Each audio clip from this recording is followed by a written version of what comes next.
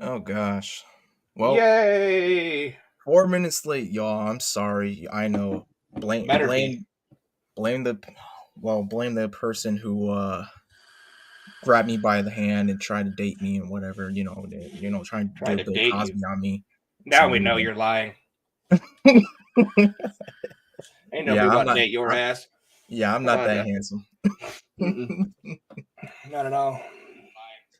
Not at all. No, but seriously, guys, it's good to be back streaming and everything. We're gonna have some more guests coming in. Here, there, and everywhere. Yeah. Speaking Yeah, of for more sure. guests, Yep, there welcome he back. is. Yeah, I accidentally hit something. Welcome back, Cotter. Gosh. Mm-hmm. But yeah. So, how is everyone doing? I'm just doing excellent. Couldn't be better. Living the dream. Michael, how about you? Shit. I've been playing some Mortal Kombat. Mortal Kombat. Played some Starfield. Yep. Played with myself. Yep. I mean, I've just been here and there and everywhere. Yeah. I mean, hell, you take the Mortal Kombat out of there, and you've got my past month and a half. Right? Yeah. Fatality to myself. Yeah. Finish him. Finish yourself. Finish me off. All right. Yeah. That might have went too far, but nah, never. Yeah, never. Well, gentlemen, Mm-hmm. I guess we'll start off with this since we're talking about finishing it. Finish him. Mm-hmm. Yo, I play.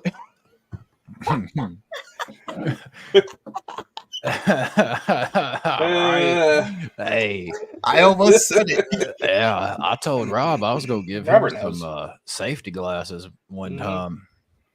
What's up, Caleb? Gotta preserve. He does need safety glasses, I suppose, huh? Yeah, that's what I told him. I said, "Man, I'm worried about you. And last thing you need to do is lose an eye." God. Well. All right, so we're gonna start this off with something pretty funny and sad, y'all. I know I said we'll get into the Unity engine and all that, but first, I just gotta say a big WTF because this is real. I wish it was satire, but this is real. Democratic Virginia House candidate perform sex acts with husband on webcam for tips. A Democratic candidate from the Virginia House of Delegates performed sex acts with her husband online and asked her virtual audience to pitch in with tips.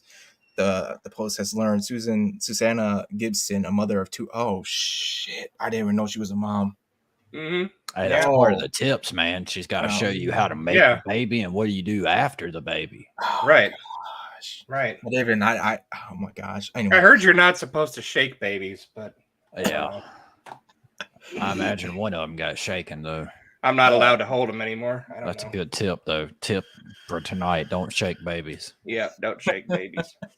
Yeah, remember, y'all, don't do that. But anyway, a mother of two young children who was running a competitive race to represent District 57 Richmond showed quite a bit more than skin on adult streaming website Chatterbait, according to screenshots of archived material reviewed by The Post.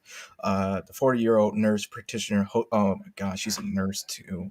40? Damn, I was close. Okay, the 40-year-old nurse practitioner hosted more than a dozen of the live romps with her husband on the platform, which was then posted to a publicly accessible archive on the website Recurbate in September 2022 after she declared her candidacy. All right, so including me watching all of them, we had a baker's dozen. So, do you think that Oliver Anthony's going to do a song about her since she's in Richmond? Yeah, instead of she was south of Richmond, from what I heard. She's got to be south of Richmond. God. Actually, you know what? Go up for a second there, Mr. DRHINO. Shucking dogs up. I ain't worried about that. It's bedtime anyway. Shucking dogs up. Sorry about that. Right. Damn dogs got these little yappers. Yeah, I know. I'm hoping my dogs don't start. Yeah. Sometimes they talk more than the kids do. Can you shake a dog? Truth. I wish. Hell. Oh, Shit. Oh, it's on to the tool. All right, what did you say? Got baby dies after 6 hours. Oh, that's a whole nother. Yeah, here, go up for a second. Just for a second there. Because I'm kind of interested in the keep going. Pretty much all the way to the top. Right there. Down a little bit. Yeah, I'm kind of interested in that whole woman names newborn son methamphetamine rules prompting government response. That one's got my interest. Yeah. Okay. Oh my gosh. I gotta get off this page. I gotta get off this page real soon. He's got a point, man. She does too. I mean, really. You know, that baby's going places, man. Oh, like probably to AA meetings and south of Richmond's where he's going. Yeah. All right, let's get on to old Suzanne. Yeah, good old sweet Suzanne. Gosh.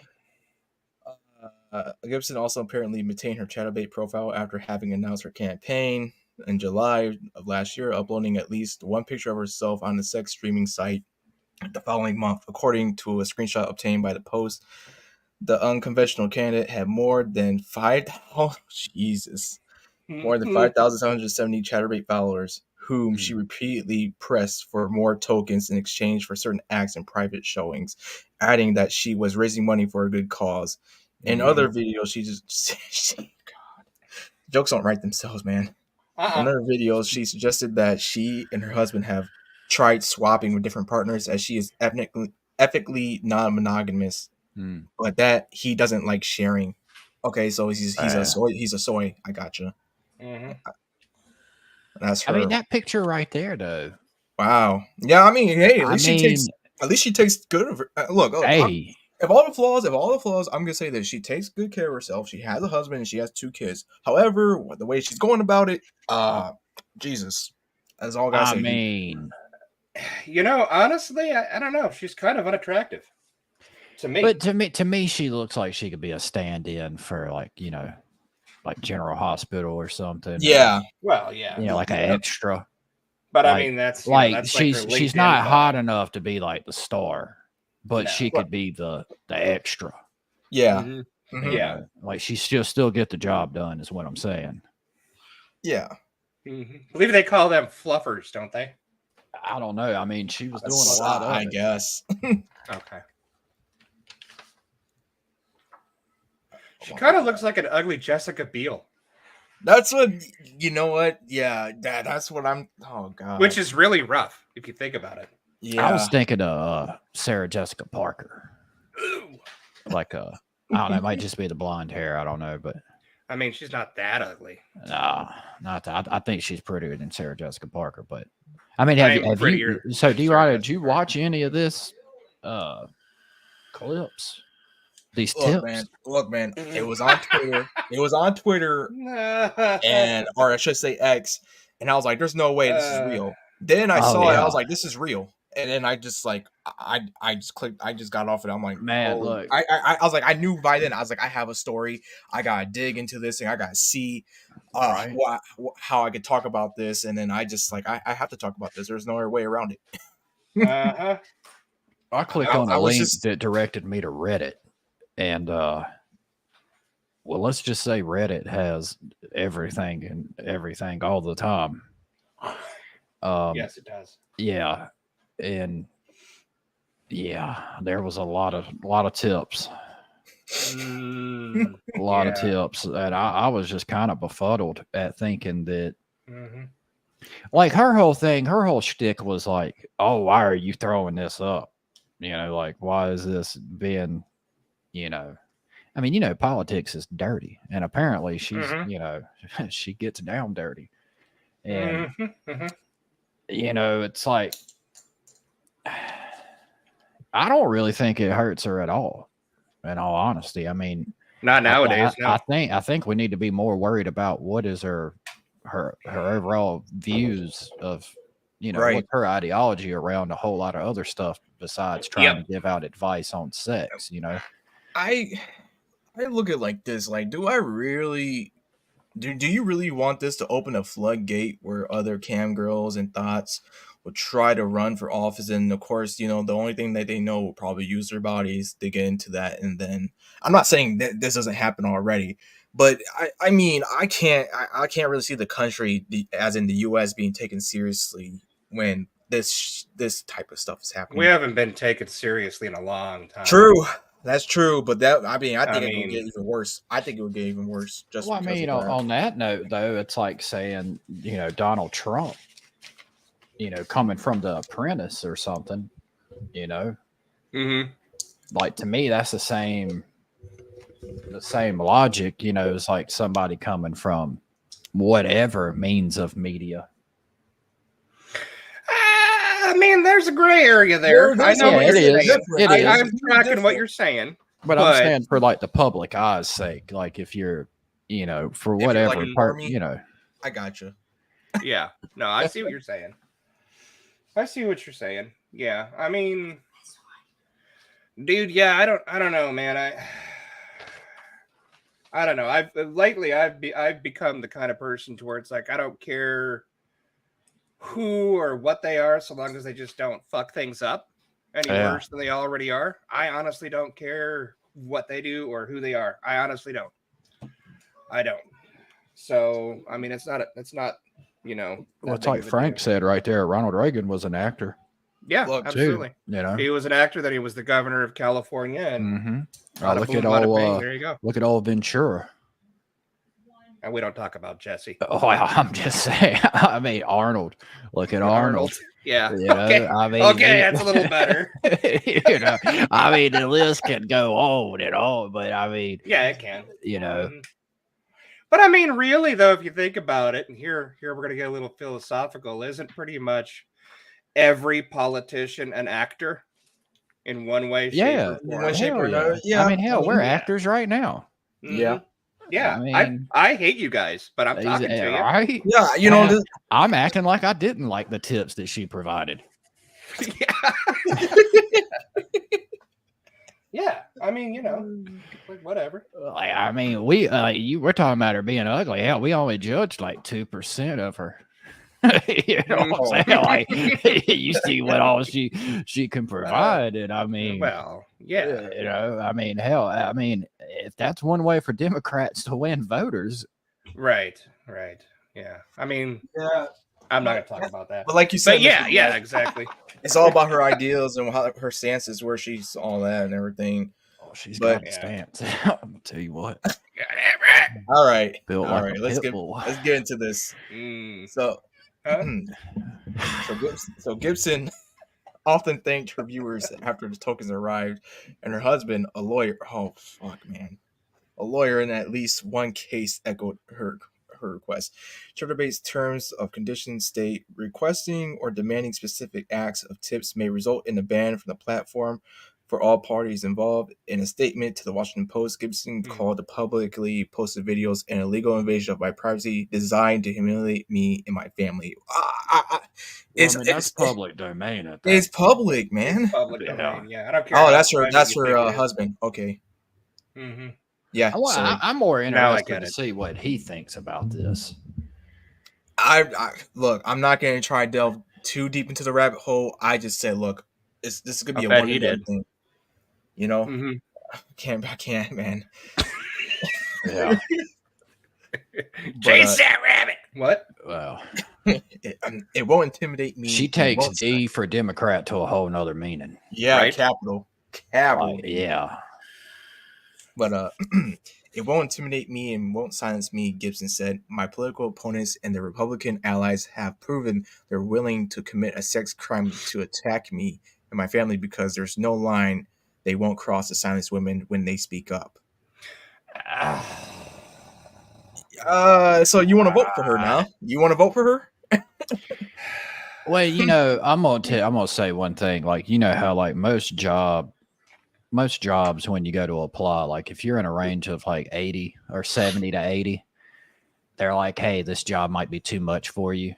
You might be a little bit incompetent, you know. But then you look at who we have running the country. Mm-hmm. You know what I mean? Like, so if you mean to tell me that I can't have somebody working at Walmart 80 years old, At least this woman can get down. She apparently can lift 25 pounds. She can squat. Yeah. She's done past the physical exam. You know what I'm saying? Like, takes that old Johnny Paycheck song, "Take This Job and Shove It to a Whole Another Level," doesn't it? I mean, look, I mean, for all we know, I mean, you can't look, let's be honest here. Let's say I was out here like filming myself doing the deed. And then I'm just one day go, you know what? I'm going to be a politician. Do you think I'm not going to expect this to come up? Right. Yeah. You know what I mean? If anything, I'm going to try to swing it my way. You know, be like, hell yeah, I was plowing them fields. What the fuck are you talking about? Vote for me coming this November. You know, like, I'd just hell yeah. Yeah. You know, and that's the thing. So, like, she's not really owning up to it. Like, yeah, I did it. What are you going to do? No, she's just like, well, this is a sex crime. And then, you know, this is stuff that was supposed to be private and everything. But, you know, it's like, just own up to it. Much more respect for her if she was all like, that's me. Yep. Just a little bit of accountability there. Yeah. Yeah. Absolutely. Like, you know, I would spin it like, you know, well, is a natural thing and I got no other way and I'm with my husband. Ain't like I'm doing it with random strangers, you know. Right. I tried, but he's not into it. Well, I don't know. From what I've watched, this is where I would go with the whole scenario from what I've gathered and watched. And it's supposed to be mainly for the purpose of, you know, tips, right? Mm-hmm. Yeah. Yeah. What I watched really wasn't all that informative. Like it didn't seem like I was gathering anything that I didn't already know. Like as the acts were being conducted there, and it might just be what I had seen. There might have been an intro, or you know how most of them have intros, but you know, I don't know. To me, it seems like there would have been a little bit more information provided, given that if this is for tips, like if you're using that as an outlet, like, hey, I was performing these acts as like an educational tool. Right. And yet all we're seeing is practically porn without the story. But on the other side of that, though, too, you now know what her political stance is, don't you? Oh, she's definitely pro something. Exactly. Yeah. Something. Aren't you glad that we're here, DRHINO? Yeah. Because I wouldn't be able to do this without. All right, so last time I did something by myself, I was watching the videos of Suzanne Gibson, and now we're here. I don't know if I can do it again. Hold me back, y'all. No, but seriously, the candidate's attorney Daniel P. Watkins told the outlet that the archive videos violated Virginia's revenge porn law, which makes it a class 1 misdemeanor to maliciously circulate sexual images or another person's nudity with intent to coerce, harass, or intimidate. The lawyer cited a Virginia appeals court ruling in 2021 that it was illegal for a man to secretly record his girlfriend during a consensual sexual encounter, even if that video was never shared with others. We are working closely with state and federal law enforcement, Watkins also said. What? Well, go back up to that picture real quick. Oh, those are the kids. Oh. All right. Now, just look at the dynamic that we're seeing here. I mean, they look like I mean, we don't know what goes. Well, I guess we do know what goes on behind closed doors. Yeah. But, yeah. I mean, they look like, I guess you would say, a traditional family, or you know, they look normal to me. You know, the kids look well dressed. They don't look dirty or anything. Yeah. That they look clean. It ain't like they're out here, you know, panhandling for money and fucking posting. It looks like, you know, maybe they honestly was like, hey, you know. I don't know. Looking at that picture, honestly, they kind of give me the creeps. Yeah, I mean, I don't know. It looks too clean for me personally. Like something is wrong. Yeah. This looks like a Photoshop, like a Hallmark. Like, everybody be happy, but then they get in the car and it's like, you know, when we get home, I'm gonna make you do these tip videos or like something. You know, like, I don't know. Smile for the camera, kids. This is gonna be on my LinkedIn. God, I just, fuck, man, I can't. Her campaign did not immediately respond to a request for comment. Gibson is going up against Republican David Owen, a former home builder, for the November 7th election, as Democrats are seeking to regain their majority in the 100-member Virginia House. Republicans currently control the lower chamber by 3 delegates, 49 to 46. Democrats lead the state Senate by 22 to 18. And now, here see, they are if I again. was David Owen, I would totally make a campaign ad film where I'm like sitting there roofing or doing some carpentry on a brand new home, and I'm in cutoff shorts, no t-shirt. Even if I'm 350 pounds, I would be right there just showing it off because clearly it works. Yeah, I mean, especially when you're going against some dude. Yeah, see, like Frank said right there, if somebody appears too normal, I'm immediately sketched out by him. Yeah, that's how it is. Sketched out by him. Like, nah, you guys, you motherfuckers have people tied up in your basement. Like, there's no way. That's no. And I just want to finish this and just get the hell out of this post. What's wrong, dude? I mean, you could have been done a long time ago. I'm just You're saying, like, bro, I Yeah. legit didn't know that she had kids. Deck. I mean, hands, whatever the hell you call them, deck hands. I legit didn't know that she had kids, and now I just don't think of. Well, let's see this money thing right here. This is what I'm interested in. Gibson launched her campaign in July of last year, and has since raised over $376,895 during her campaign, compared with $339,621 raised by the Owen campaign, according to the campaign finance website, the Virginia Public Access Project. However, so she raised more money than her competitor. Right. Surprising. And she was using these sex tip videos as a means to raise money to promote her campaign. Mm-hmm. And we're finding that a little bit shadier than all these other politicians that are making crooked deals and, insider trading with stocks and shit. I'm just saying. All I'm saying is that I'm glad that she's open about this. I'm truly am, but at the same time, it's like, man, when I legit didn't know she was a mom. I didn't know she's only open about it because she got caught. Yeah. That's she's got to be now. That's what I was talking about. The accountability. It's like, hey, hey, mama does work. However, she maintains just $77,435 cash on hand after going head-to-head in the June 20 Democratic primary with opponent Bob Shipp. Owen has retained $166,179 of his funds after facing no primary challenger. I just imagine her yelling at the kids one day, "You don't know what mommy had to do to get that stop sign in that school zone."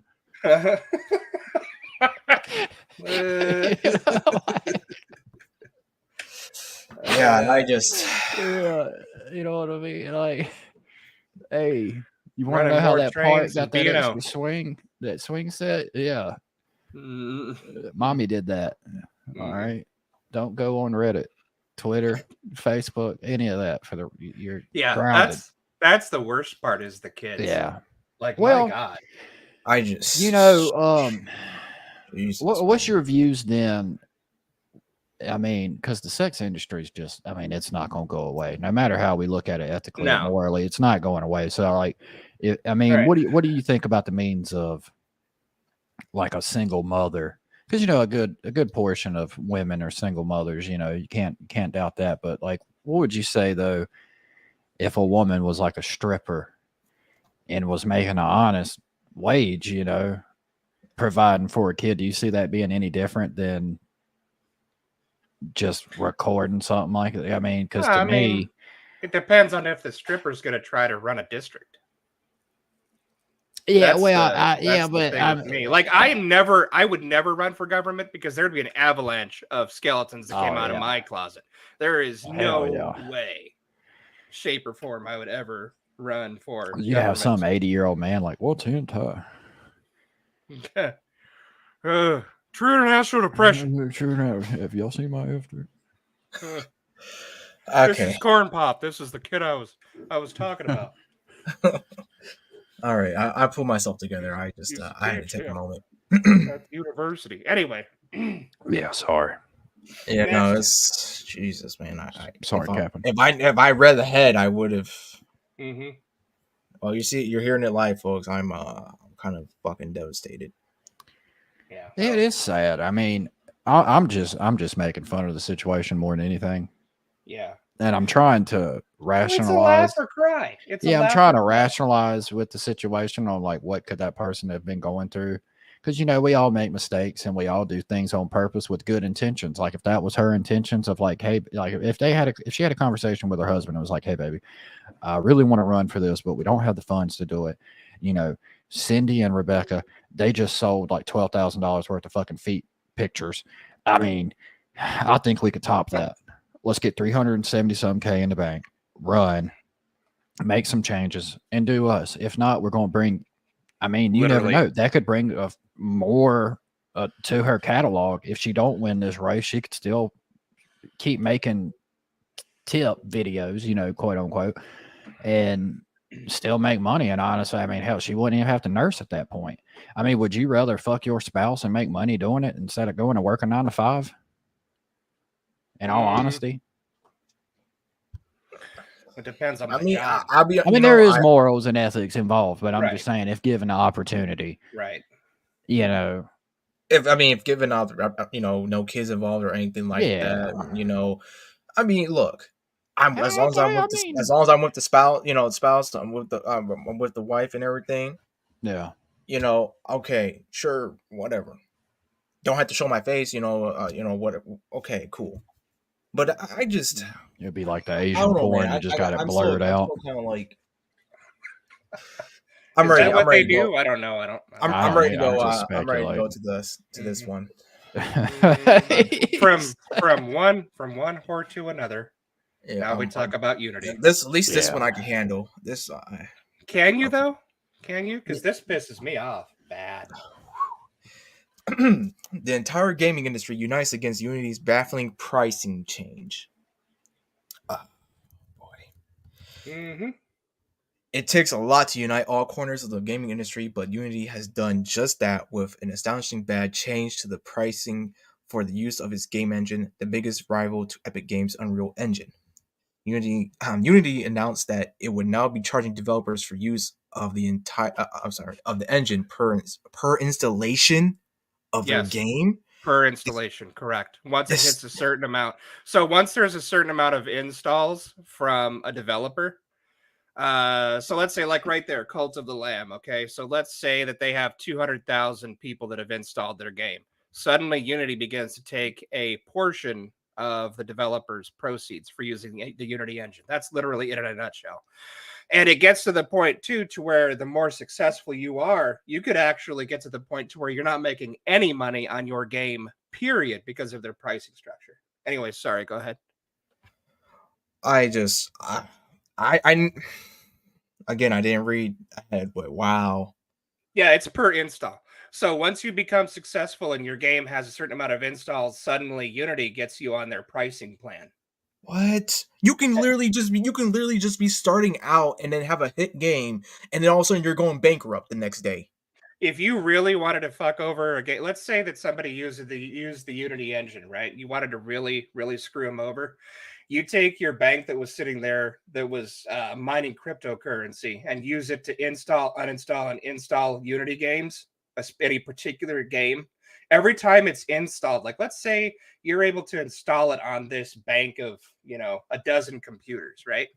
Let's say you install it and uninstall it 10,000 times in one day. You are fucking the company. Sorry, I don't even know if we're supposed to curse on this podcast or not, but you are screwing them over big time. Like literally. And there's no recourse for it whatsoever. None. It's gonna kill any indie developer that has that has used Unity. If they're successful, they die. Literally. Oh my gosh. Yeah, like that is. Do you think that could have came down to like some kind of disagreement or something? Like for that to have been a thing? Actually, this is some EA stuff right here, to be honest. That's funny you should say that, because the CEO of Unity that came up with this pricing plan for these developers was fired by EA for being greedy. What a big surprise. What a huge surprise. Old Krusty Krab's ass. Money. The pricing plan with EA, right? So that every time you reloaded your gun in a Battlefield game, it cost you money. What? I remember I'm that. serious. I This is the remember that. same dude. This is the same dude. That's the Yes. same guy. Yes. Every time you wanted to load a magazine, reload your gun in Battlefield, he was going to charge you money. And he said that if damn, it's not like the refrigerator, like restocking on food. Like, what the fuck? Absolutely, yeah. He said that any developer that's not looking to just make money is an effing idiot. They've Quote, made unquote. plenty of money, though. Look at these corporations. I know. Like, how much money do you have to make to go, we've made enough? Yeah, right. Like consumers, thank you. This is for you. And you know what? And you chose the right word for that. Consumers, not customers. Consumers. Oh yeah, no, we consume. That's all we do is consume. I mean, like hell, Robert I was said on right Reddit earlier looking at Suzanne Gibson videos. $1 for more ammo. $1 for more ammo, and his idea was in the heat of battle that the customer would most likely pay the $1 per reload because acting like it's a Candy Crush or something. Mm-hmm. Oh my gosh! How do you get fired from EA for being too greedy? And then that guy was a special type right there. Setting the bar. I mean, he's rivaling, man. He's already rivaling Bobby Kodak or whatever that guy's name is. Jesus. It's bad. Yeah, the stunning change freaked out countless indie developers, and many already announced their intention to switch platforms for in development or future releases. Unity rushed to try and clear up. Here we go with the backpedaling and Unity rushed to try to clarify some of the most common questions this move raised, which, as Axios reports, includes. Originally, the announcement said that every install would warrant a fee, meaning players could delete and reinstall a game multiple times to mess with developers. They have since said that it will only be charged on the initial installation, but that does not cover multiple platforms like an install on both PC and Steam Deck. As for piracy, Unity says they have their own fraud protection tech I don't trust. That's already going to be stupid. That's already. As for piracy, Unity says they have their own fraud protection tech that they say developers will need to trust. So nope. Fuck them. Well, and you know what? It gets even better than that. Sorry to interrupt you again, but here, check this out. So the dude, the CEO of Unity, who was fired for being too greedy from EA Games, right? Okay. Him and two other people that I'm not positive on this, but I think he brought them into Unity. The day before this announcement came, they sold all of their shares in Unity. The day before the announcement came out. Of course. So that right there is insider trading. Yeah. Immediately. So when the stock is up, they sold. Now they're going to kill their own stock. Mm-hmm. Probably at some point. Oh, we're sorry. Wow, we messed up. Here's our apology. And then buy low again. Yep.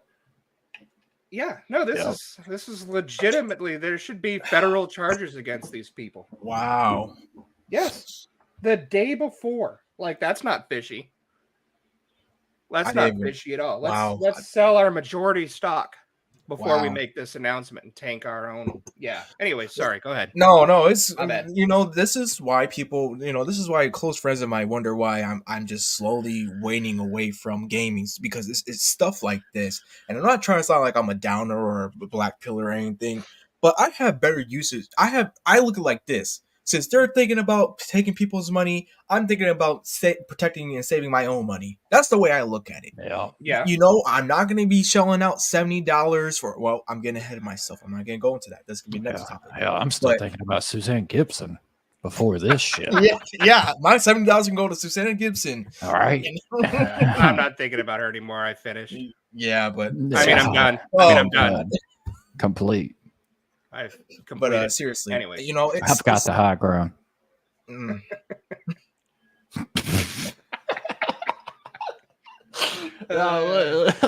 were the chosen one. You were supposed to defeat them. All right. I mean, for what they're saying there for the Xbox Game Pass thing, though, Microsoft's going to have to foot the bill. That's going to cause Microsoft to be like, "No, fuck Yeah, that. We're just going to remove it off of Game Pass." Yeah, they're just gonna strike. I think that's the whole point of. I think that's the whole plan. What Pocket said is that they're purposely killing their own stuff. I think so.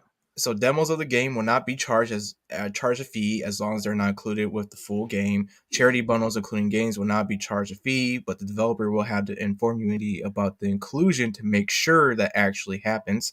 Unity says that for games being offered on a subscription service like Game Pass, it would not be a developer being charged for the installs. It would instead be Microsoft who has to pay. Microsoft has not had any response to this, and it seems likely it had no idea this was supposed to be the case. Yeah, because they're going to give the big wiener. Yeah, because I don't think anybody anticipated it. Like, who the fuck wakes up and goes, "Let's just self-destruct"? Yeah, let's just implode. Well, clearly the guy who used to be part of EA did. He's like, I want to do this. Like fundamentally though, like how Pocket was explaining, like the insider trading aspect of it. If you can do that and then get away with it and get more money, financially, it like because you can't get these people wrong. Like they might be greedy and shit, but they're rich for a reason. Yeah, they're not stupid. You know what I mean? Oh, well, I'm not gonna say this. They're not completely stupid. Well, they're if you go, it just to me like morally, you don't want to screw people over to make money, but other people's like ethics and morals go out the window. They're like, I don't care about that. We're here to get money. And us as a consumer, we're just like, no, you're not going to get our money. Like, no, we're good. Right. By any means. Like, I wouldn't support anything that would have Unity attached to it after that, which is sad for like, the small developers and stuff of that nature. But I can only imagine working on the game and you're nearly done. And then Unity puts this out and you're like, oh yeah, I've been working on this game for 4 years. I'm a week away from finally by myself. Steam. Everything's going great. I've made my own assets. Nothing is bought assets. The game, the game's running great on Unity, and then this drops. Now you're a little bit afraid to be successful because if you are, you're screwed. Yeah. You know what this reminds me of? You know what reminds me of that damn Suzanne Gibson. That damn that damn streaming thing that what was it Google? Mixer? Was it Google? Mixer? No, well there was Mixer. Are you talking about streaming or are you talking about podcast streaming? You're talking about streaming, I'm talking about the gaming stream. Like I think it was Google or something. I think Google was going to have their own Stadia. Oh yeah. That's what it reminds me of. Stadia. Mm-hmm. Yeah, right. Where they had those deals with those indie people with the indies and then. Calm down now. Calm down. Because then Stadia releases with 5 gets on my titles. nerves, man. It I'm not trying to it's not gonna rule over me, but it gets on my nerves. Like I can't imagine. I'm not making games, but I'm basically sort of in the same realm of creating my own stuff, and then I can't, I can't imagine how that would feel, man.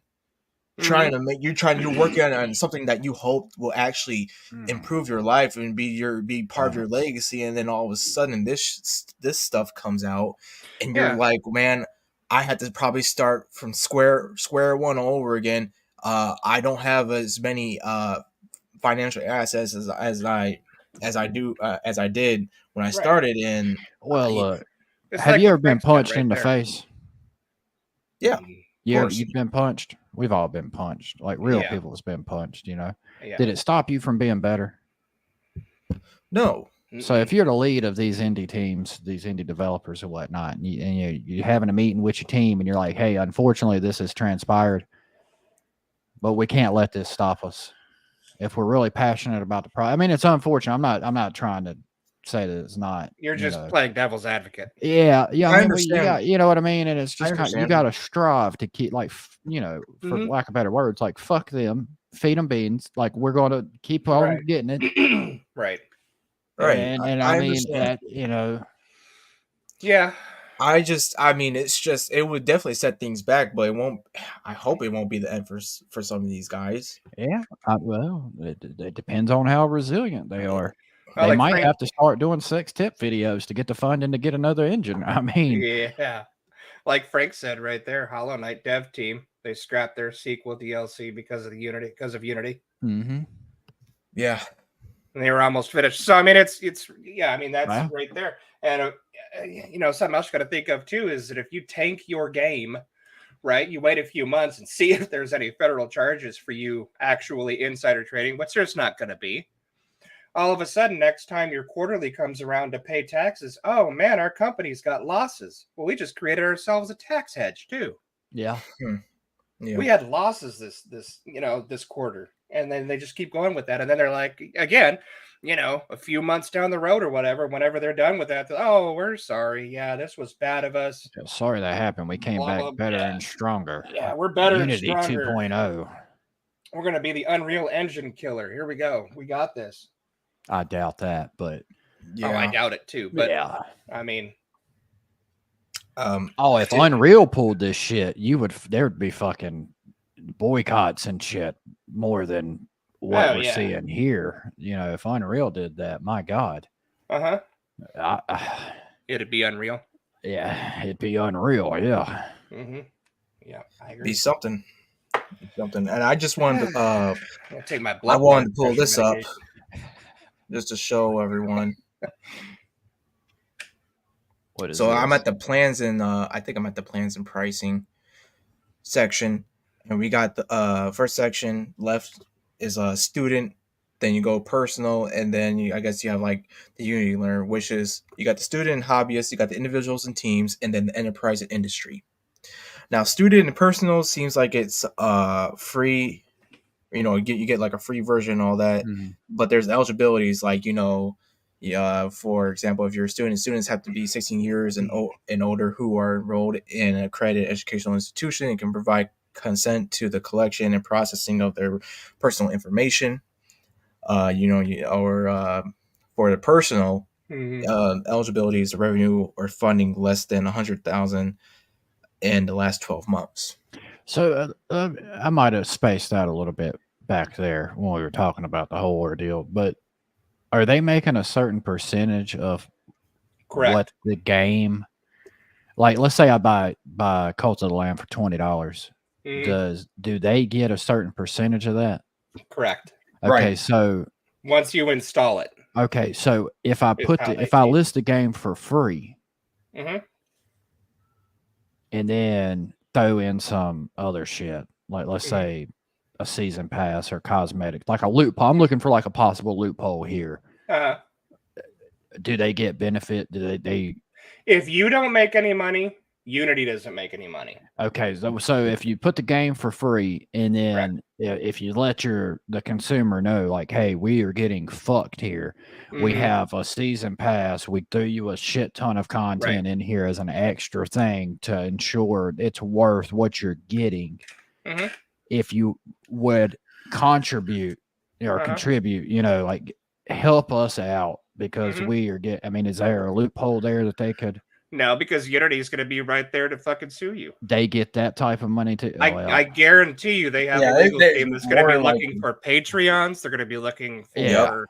Well, I'm thinking of like how games like Fortnite was like in beta for. They were in beta forever. Yeah. And it makes me think like, is there a loophole to just being like, well, the game's not out, guys. Here's your beta.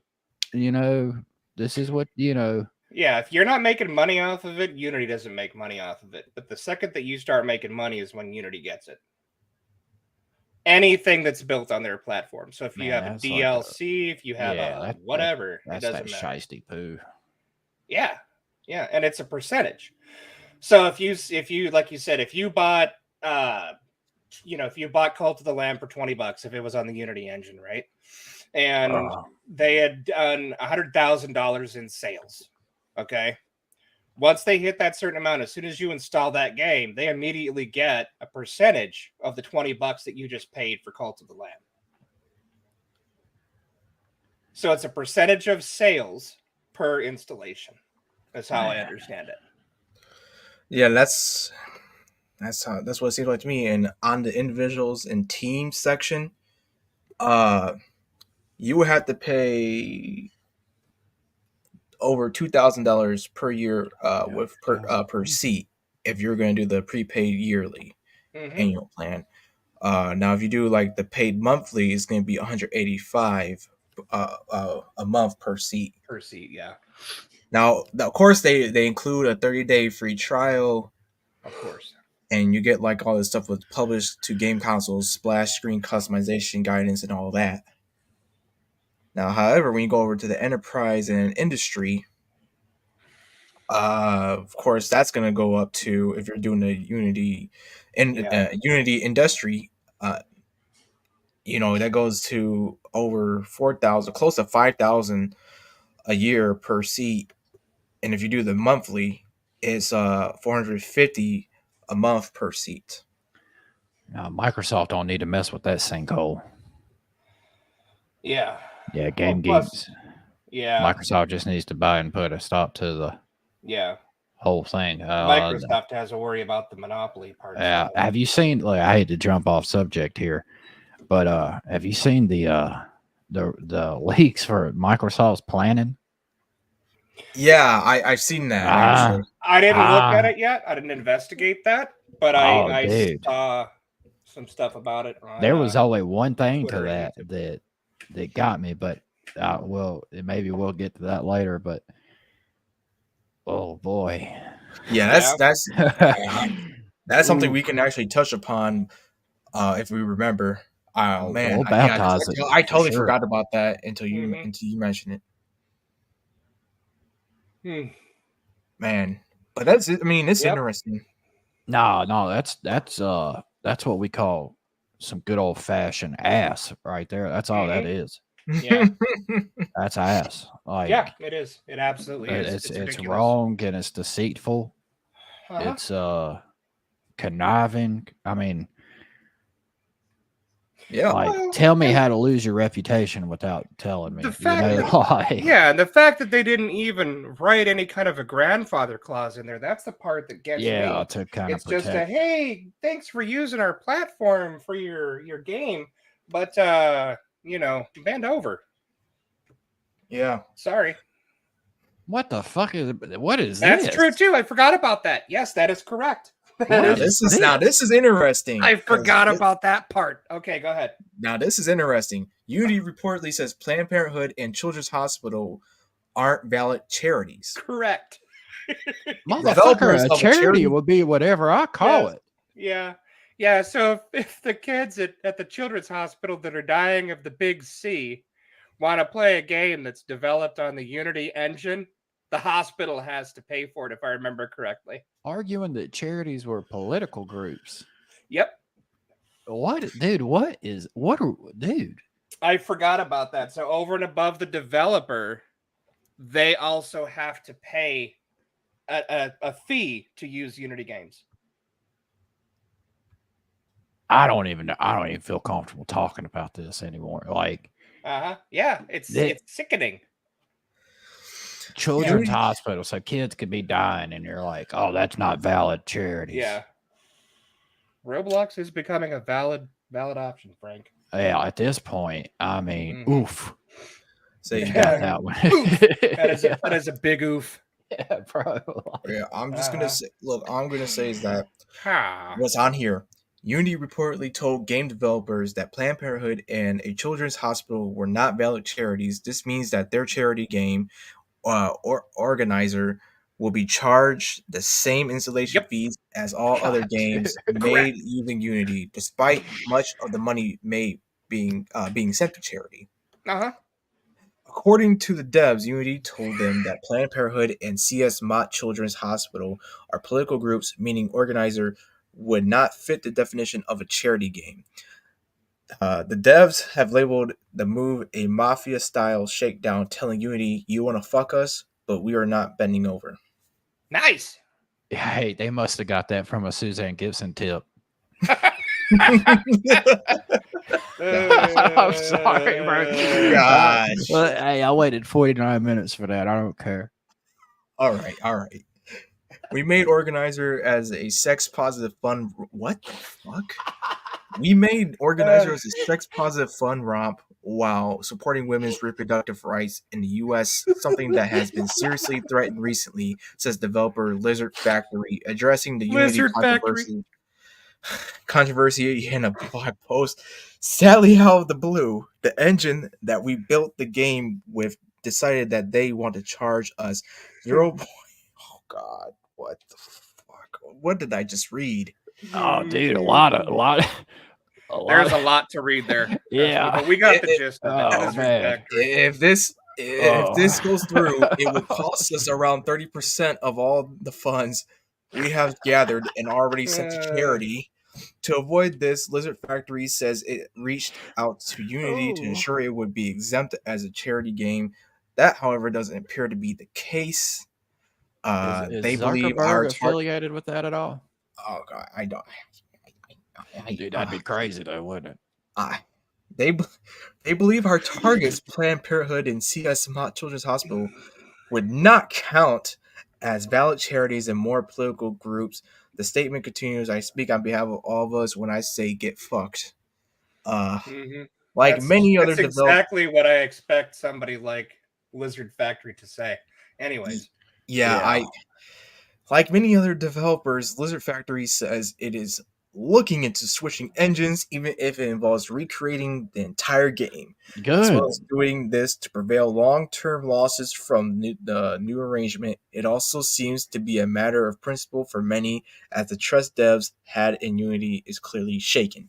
And here's a post. I'm just gonna say this second.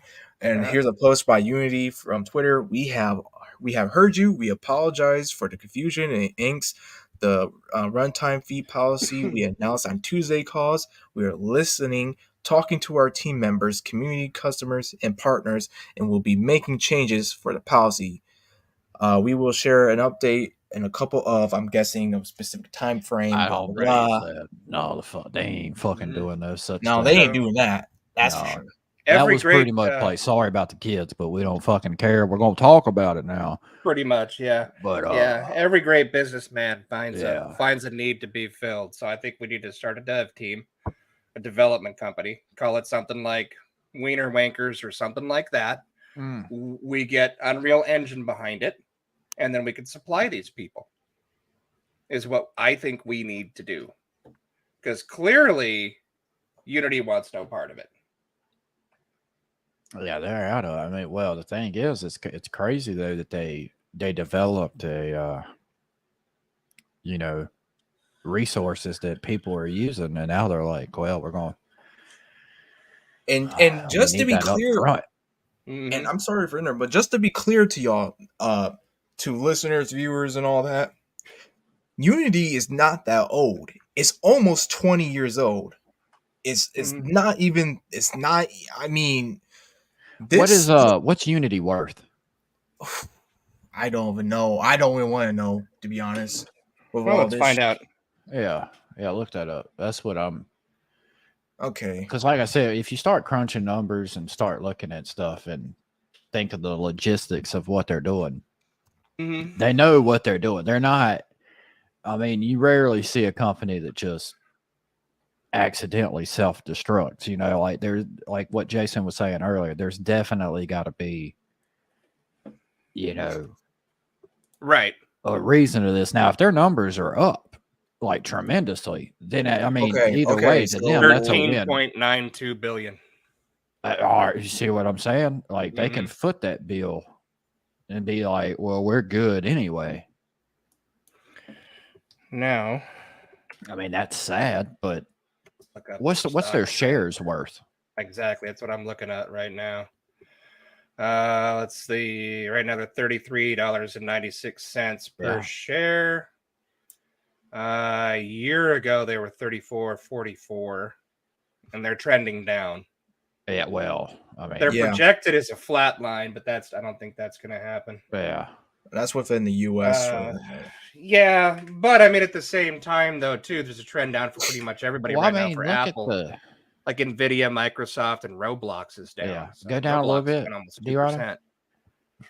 Roblox is at $26.96. Mm-hmm. And you know, so you're talking about fucking Roblox. Right. Microsoft I mean, is General Motors, 328.65. 33. Nvidia's 435.20. It's time for a split. Yeah, Nvidia, dude. Nvidia is fucking every year we're going to come out with, yeah, well, let's not get into that, but I mean, you got a company here that's the shares is equivalent to damn General Motors. Yeah. Yeah, but I mean, it depends also too on, how shares and splits, but yeah. But I'm just saying, like, in the same conversation, the same breath of like, right, like in your charging people, like, how much do you have to fucking make? Yeah, Unity CEO John Riccitello, dude, that is somebody with a punchable face if I've ever seen one. Yeah, I was thinking, dude, like just reading this and the whole kids charity, and like, just the fact of wanting to bitch smack somebody. You know what I mean? Like, where's my powder? Well, and you know, the thing is too is that even if you can consider any of those companies a political company, as far as I'm concerned, it doesn't matter. I mean, if you're a company, you need to be on the fence anyway. And that's just kind of the way I look at it.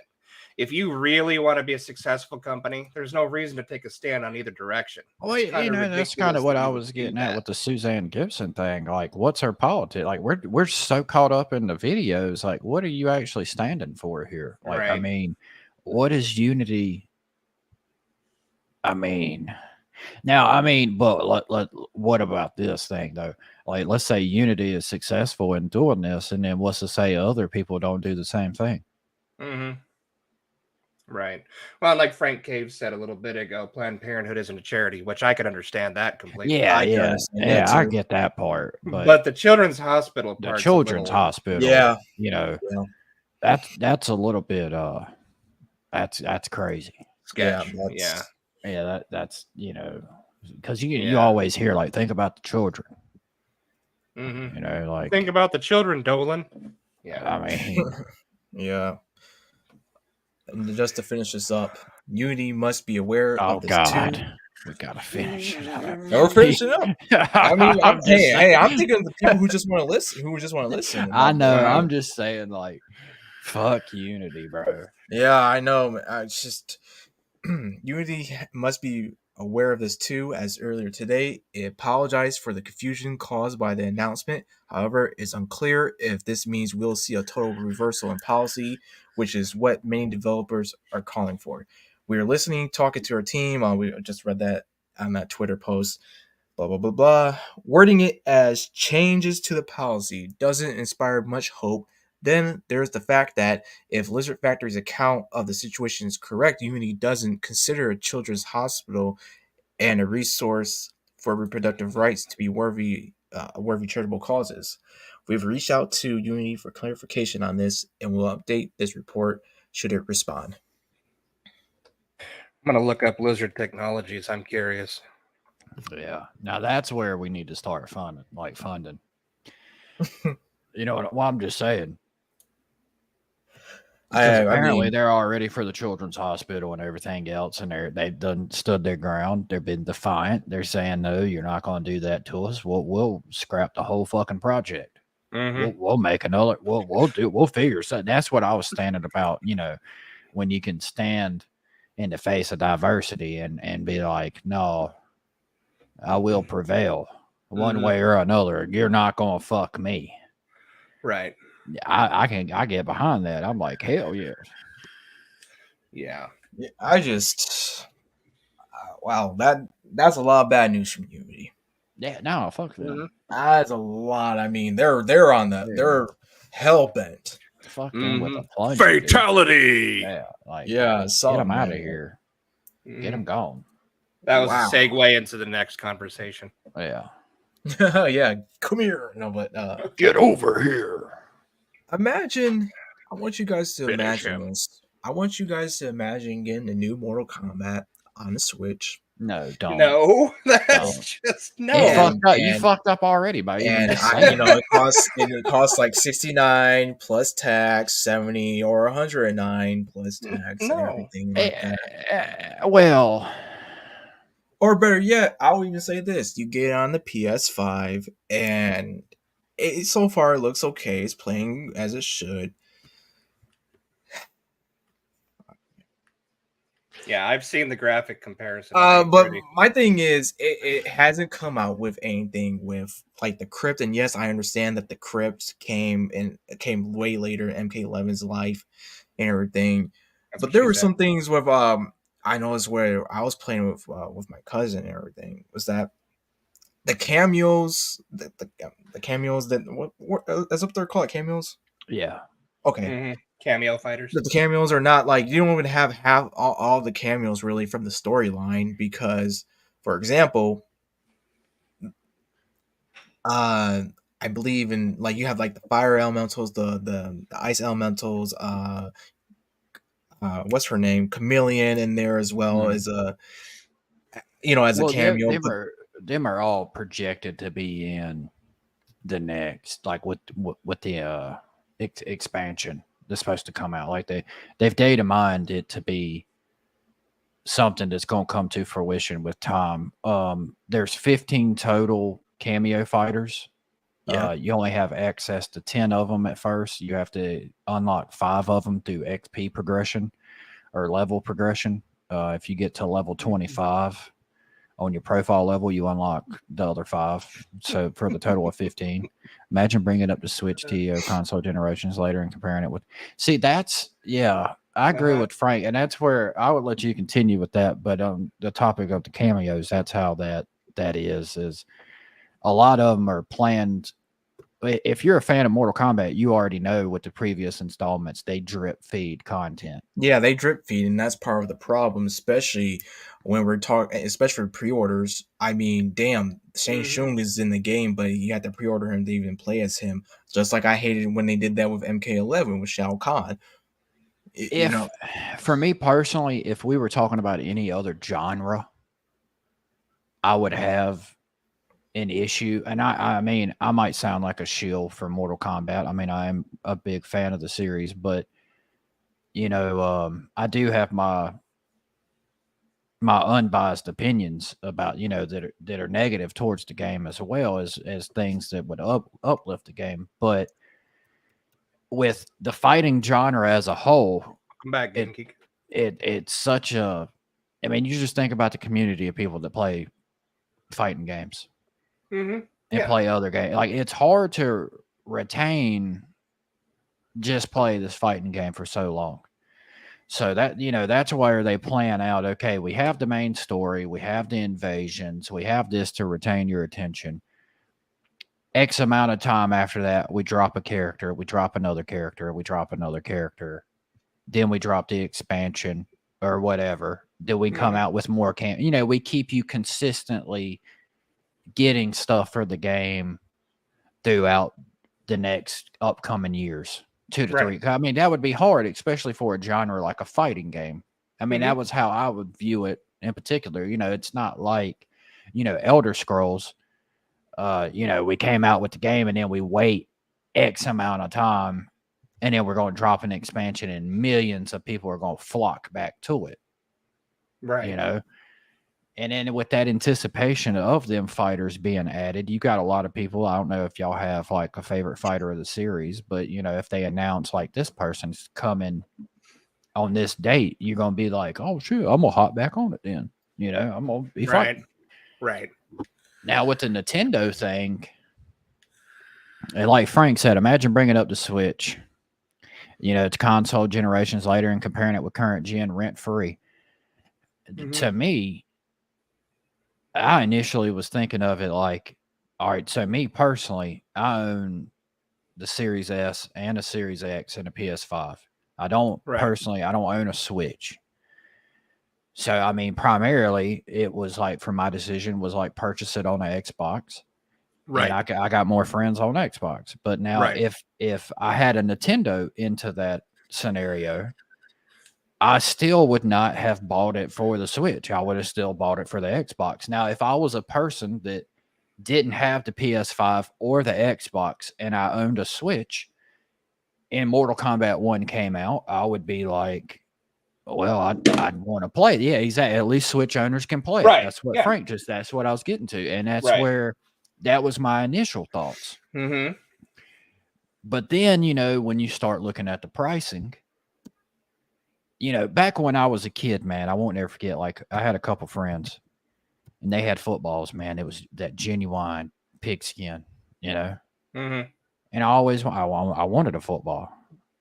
Well, all I could afford at the time were just due to circumstances was one of them cheap foam footballs. Right. Right. You know, leave it out in the summer for more than a day and it's, you know what I mean? But at the end of the day, I had a football. Right. To me, that's like the Switch version of Mortal Kombat. It's like you're getting, but in the same respect, though, that foam football don't cost what a good football costs. So I completely agree with that. Yeah, and you know everybody on the internet is trashing and showing the comparisons of, you know, this is what it looks like on a PS5. This is what it looks like on a hey, see you later, Frank. On a a Switch. Well, like he said, at least they can play Mortal Kombat, but I don't think it's $70. Like, I just waved at him like my camera was on. Like, good night. Yeah, well, I mean, it's like me giving you like a 5-star recipe, right? That you have to use a commercial oven for, or stove. Right. And all you got is an easy bake oven. You're not going to be able to produce what I can produce with my oven. You know what I mean? Uh-huh. I appreciate you, Frank. If you're still listening, I appreciate you. Have a good night, Frank. See you, Frank.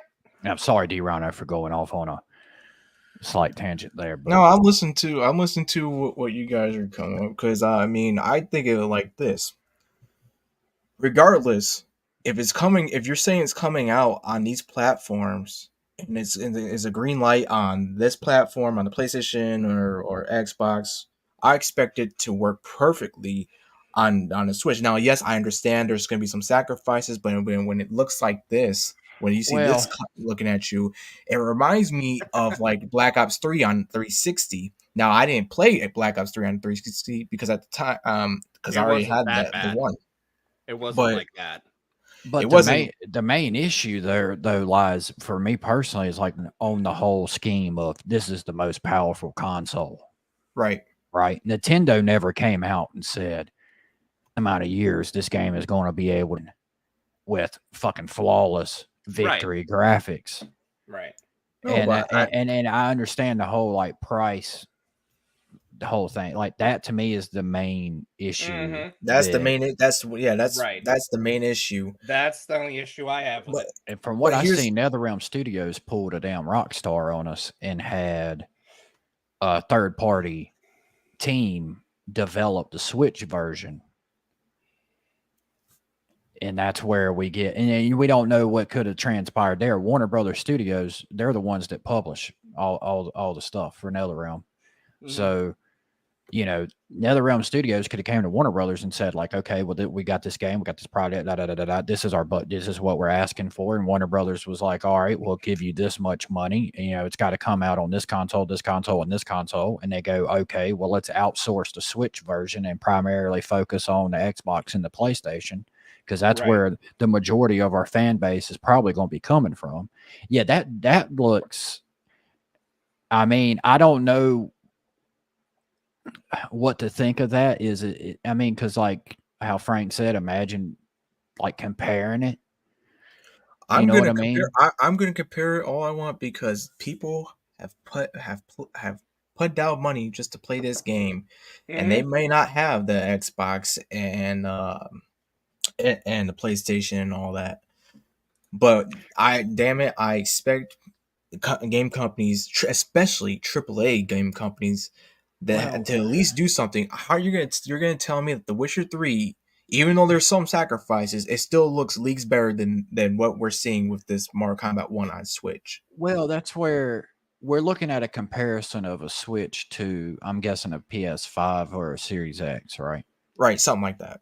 Okay, so why are we comparing it from console to console rather than comparing it to other Switch games? Because I imagine there's other Switch games that could possibly look worse than that. You know what I mean? Like, I know what you mean. I'm just saying is that I think this is. I'll looks be honest. bad. I'm not really big on Netherrealm Studios' direction of Mortal Kombat, especially with all this drip feeding stuff that they've been doing since MK10. Really, adding in characters that should be in the games but they're not, and then you gotta wait till like their actually DLC, in which we all know they're not going to be free. They don't really. Do you know how long it takes to make a fatality? Just look that up. Look at how long it takes for a fatality to be in production. And then look at other characters and think, okay, you got a 20 to 30 some man roster. You've got to come up with 1 to 2 fatalities per fighter, not to mention combos and cutscenes and every other thing else involved. And then you have them stand-ins, the Suzanne Gibsons of Mortal Kombat, that make an appearance that should be already in the game. But you got to think you're on a time restraint.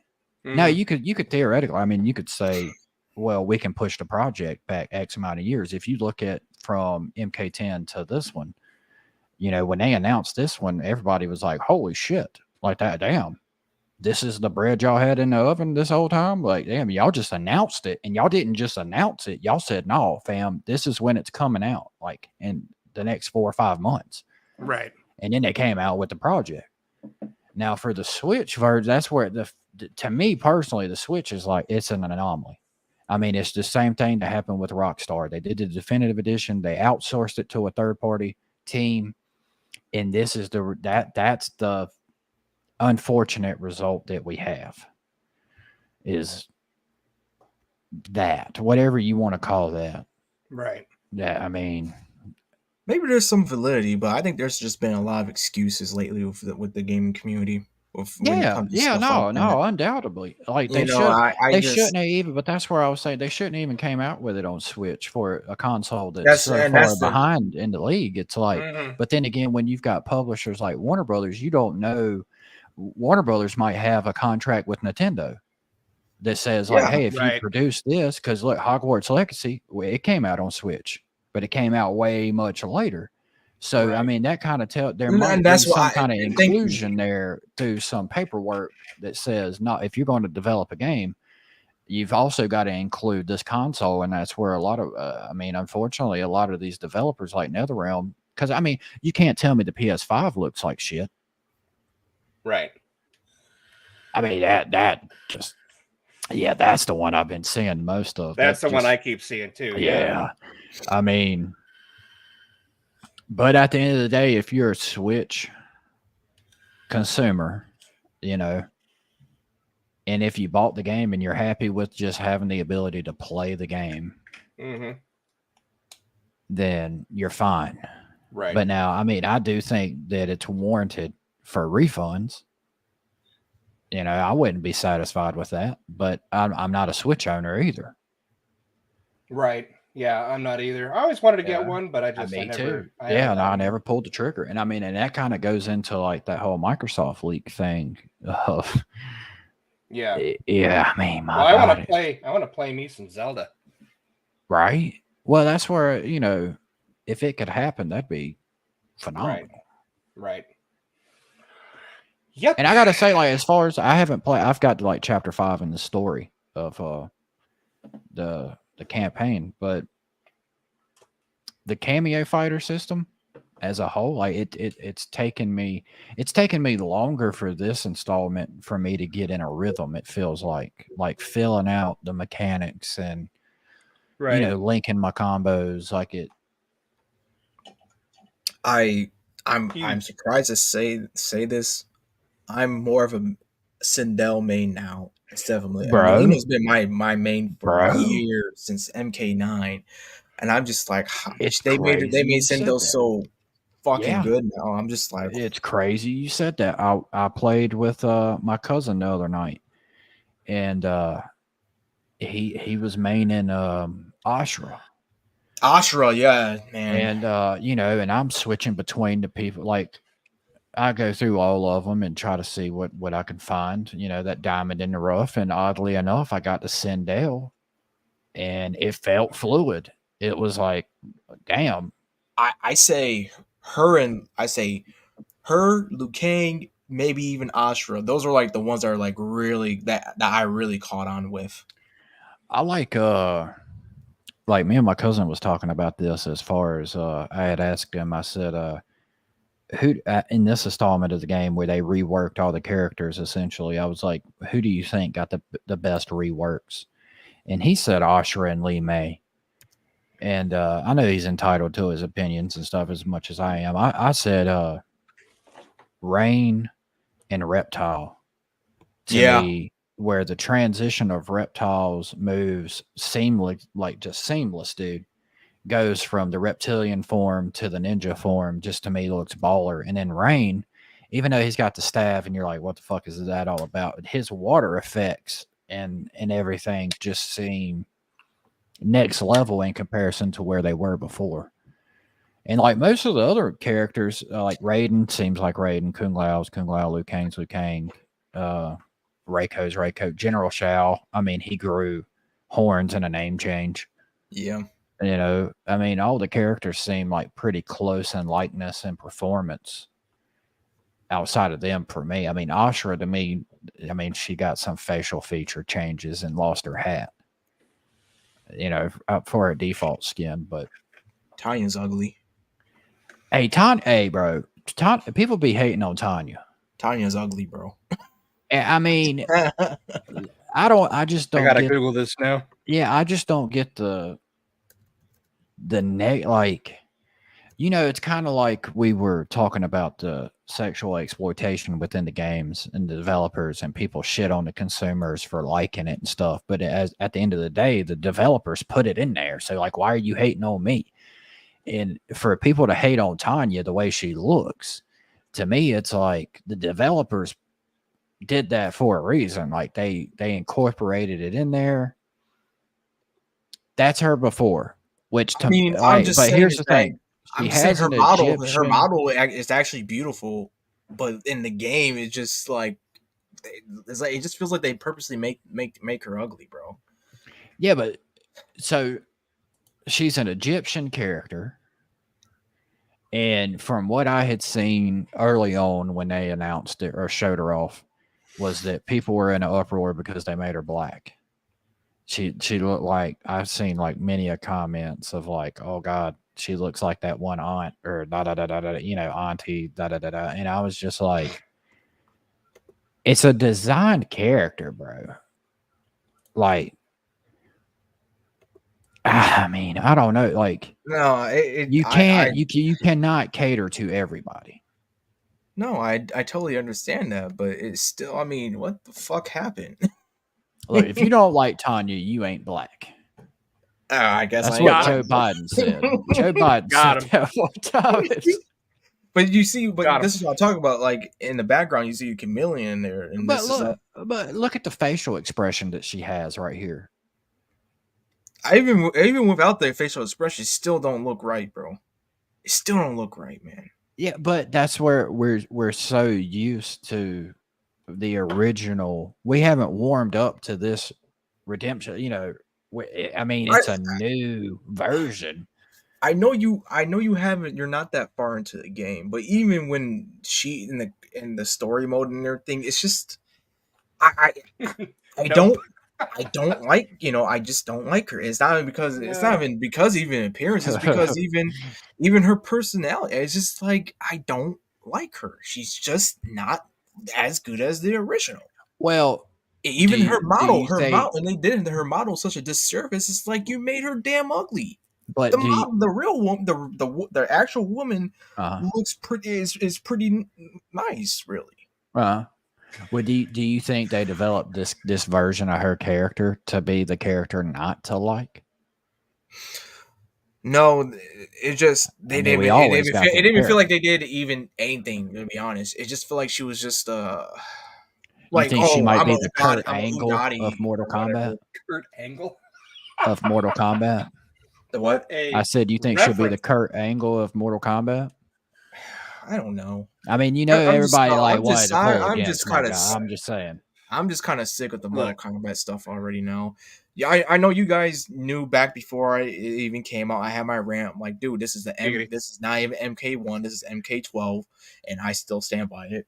I mean, especially with what goes on. I'm not gonna spoil it. All I'm gonna say, okay, is that I'm a very lonely man, and if she walked up to me in a bar and said, "Hey, I really like middle-aged obese white dudes," Dude, I would be okay with it.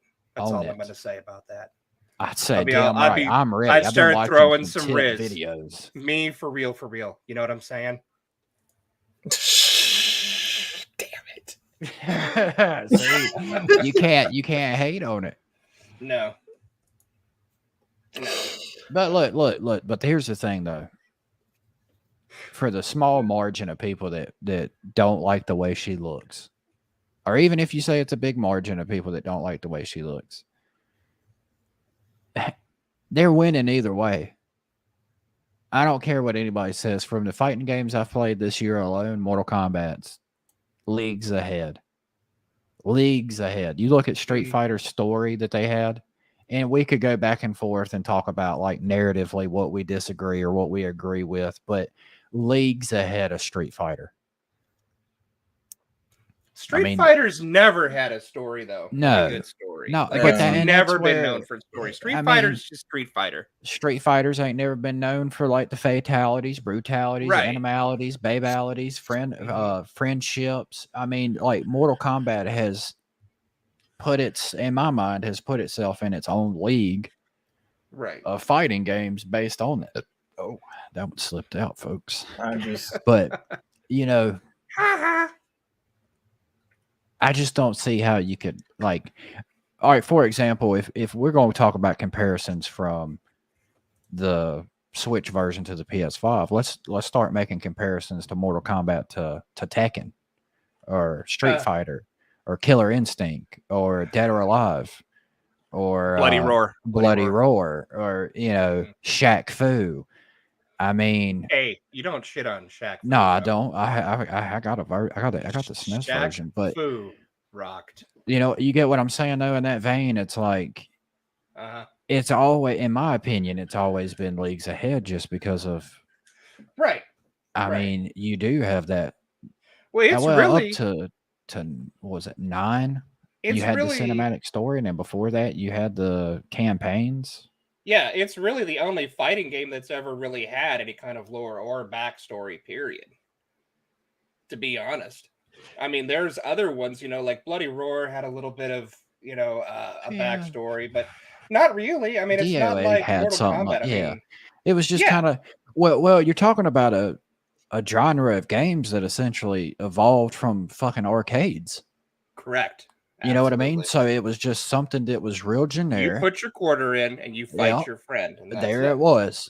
And then it transpired to being something to where now we're critiquing, you know, certain elements that sets it apart from other fighting games. Right. And to me, like I said, that's a win-win either way. I mean, you buy a hammer to hammer in some nails, and that's the way the other fighting games. But then again, you see that hammer that has a nail setter on it, has a laser guide on it, has and you're like, well, damn, I want that shit. It's one of those $50,000 laser leveled White House hammers. Yeah, like damn. As seen on TV. Buy now for a low price of $19.99. Shipping and handling. You know. I heard Pelosi's husband has one. Anyways. Oh yeah, he did, dude. I still can't get it. I wish Frank was here because speaking of the Switch 2 and all that. Well, I'm sorry, DRHINO, that you hate Mortal Kombat. I really do. I just don't agree with the predatory DLCs and shit. I just don't really agree. It never sat right with me ever since Mortal Kombat 10. Well, but anyway, I mean, that's where I'm not gonna get into it because I'm just Switch version. Like you don't have to consume it though. I'm not buying it. I didn't buy it or anything. I bought it twice. I did too. I'm not gonna lie. That's all I'm gonna say. It's your money. You want to waste it on that shit? I'm cool. And I want it now. I'll buy you a Switch version. Don't worry. Oh God. Nintendo Switch 2 rumors and everything we know so far. The Nintendo Switch 2 could be on the way, so here's what we've heard and think we know. While far from official, the Nintendo Switch 2 rumors are starting to pick up pace. Given the Nintendo Switch is 6 years old, wow, it's been 6 years, huh? 2017, yeah. Gosh. And based on aging hardware, it's likely that the Japanese gaming giant is working on a replacement console. And that console is likely to be the Switch 2, while Nintendo tends to introduce wholly new consoles for home use that build upon the features and power of their successors, or go for something completely new, see the N64 to GameCube years. It has been more iterative with its handheld machines. As such, we'd be rather confident that the next big games machine from Nintendo will be Switch 2, even if that isn't the given name. We're hoping to see big improvements in power of an OLED display as standard and the ability to output in 4K to keep up with the best TVs you can buy right now. So that in mind, here's what we think we know so far about the Nintendo Switch 2. As we'll see. I hope this doesn't play. No, go away. So, updated since September 13th. New Nintendo Direct has been announced for this week, but we don't expect to see anything. Was there anything with that? Did you guys see anything about that? I haven't been keeping up with the directs and all that, to be honest. No, I haven't been keeping up with Direct. I really don't keep up with Nintendo, period. I'm more, let's see, Nintendo Switch 2 potential release date and price.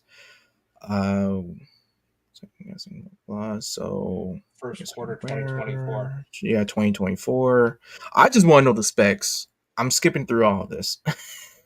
As for the price, there we go. Nintendo Switch 2 specs. We can expect Nintendo to stick with a system on a chip from NVIDIA, likely to some next generation take on the Tegra X1. Is that how you pronounce it? Tegra X1, yeah. Chip found in the current Switch. We not be surprised if Nintendo got a custom chipset from NVIDIA as well, given the success and scope of the Switch.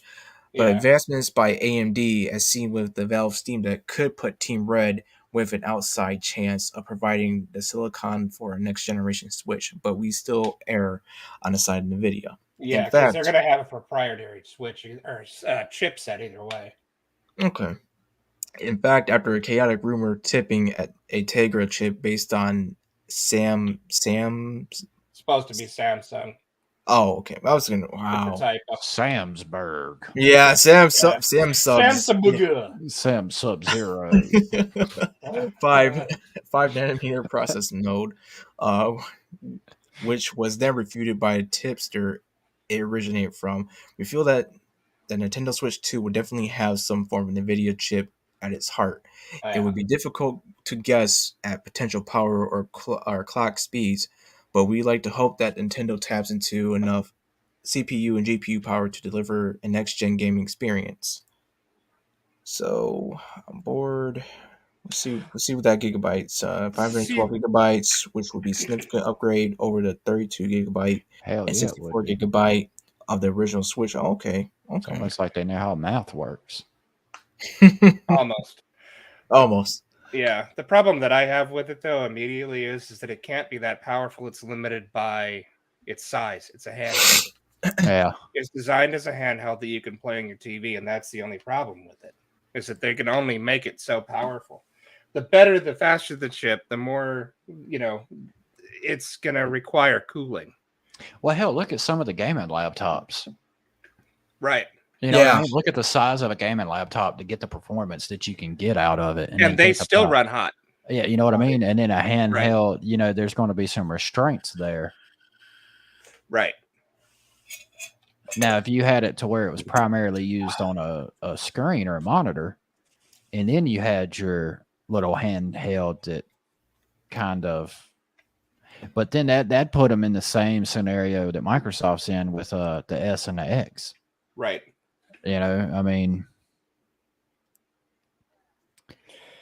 Yeah, I don't know. I would just like to see Nintendo come out with an actual console. Yeah. That would be cool. Yeah, that would be awesome. That Just would to be badass. yeah, that I would would be be. in line for that. I mean, you Yeah, got that would be so. the NES, the SNES, the 64, the Cube, the Wii, Mm-hmm. the Wii U. And I think the Wii U was the Wii U was transition the there. Wii U was absolutely the transition. Yeah, And you know, because they went from Game Boy, Game Boy Color, and what Advanced? What was it 3DS or? it was Game Boy, Game Boy Color, Game Boy Advanced. Then it was the 3D, 3DS. Yeah. XL. Was it the XL? Yeah, too? there was like a 3DS XL. Yeah. Yep. And then right around that time, roughly somewhere in the time with the handhelds and the Wii U, they just said, "Fuck it, let's go. Let's combine the two. Let's make a hybrid." Yeah." Which Pretty I mean, much. I don't fault them for it. I mean, there definitely is a market for it. I think that was Mr. Iwata's last thing that he worked on. I think that was Mr. Iwata's last thing. The guy who passed away. Yeah, I can't remember if he was like the former when he CEO. wadded away. Say again? I said when he wadded away. He did. Mm-hmm. I'm sorry, DRHINO. I'm sorry. Nintendo Switch 2 display. On the display side, we can see the Switch 2 going for an OLED panel, much like that of the Switch OLED, but hopefully a boost in refresh rates would be good. Say taking the 60 Hz display and boosting it to 120 Hz, as seen in the best phones. There are no rumors to support this, but we've got our fingers crossed. So what you guys... So making the colors pop out more and all that. I don't know, guys. I'm just thinking like. Well, I mean, I know I'm kind of repeating myself with this. I just. All right, so you know how Starfield's game engine. You know how Bethesda gave it a boost in comparison to Fallout 76 or previous installments of Bethesda games. You know what I'm talking about? It's the same engine as Fallout 4 and 76. Right. It's just that's to me the equivalent of what I'm seeing here. Like you're going to get the same Switch, but just slightly better, you know, enhancements all around screen, memory, video card. Which memory and video card is, well, memory is fairly easy to remain compact. Their problem is going to be GPU, and especially if they attempt to overclock the GPU to get it to run 4K, and then you got to worry about the processor as well. Like I can't imagine it's going to cut the battery life down too, tremendously, because like if it's primarily going to be used as a handheld, and you got the all that power in your hands, what was the battery life on the Switch? Let's find out. Was it like 8 hours? Let's see. You know, DRHINO? Do you own a Switch, DRHINO? Yeah, I own a Switch.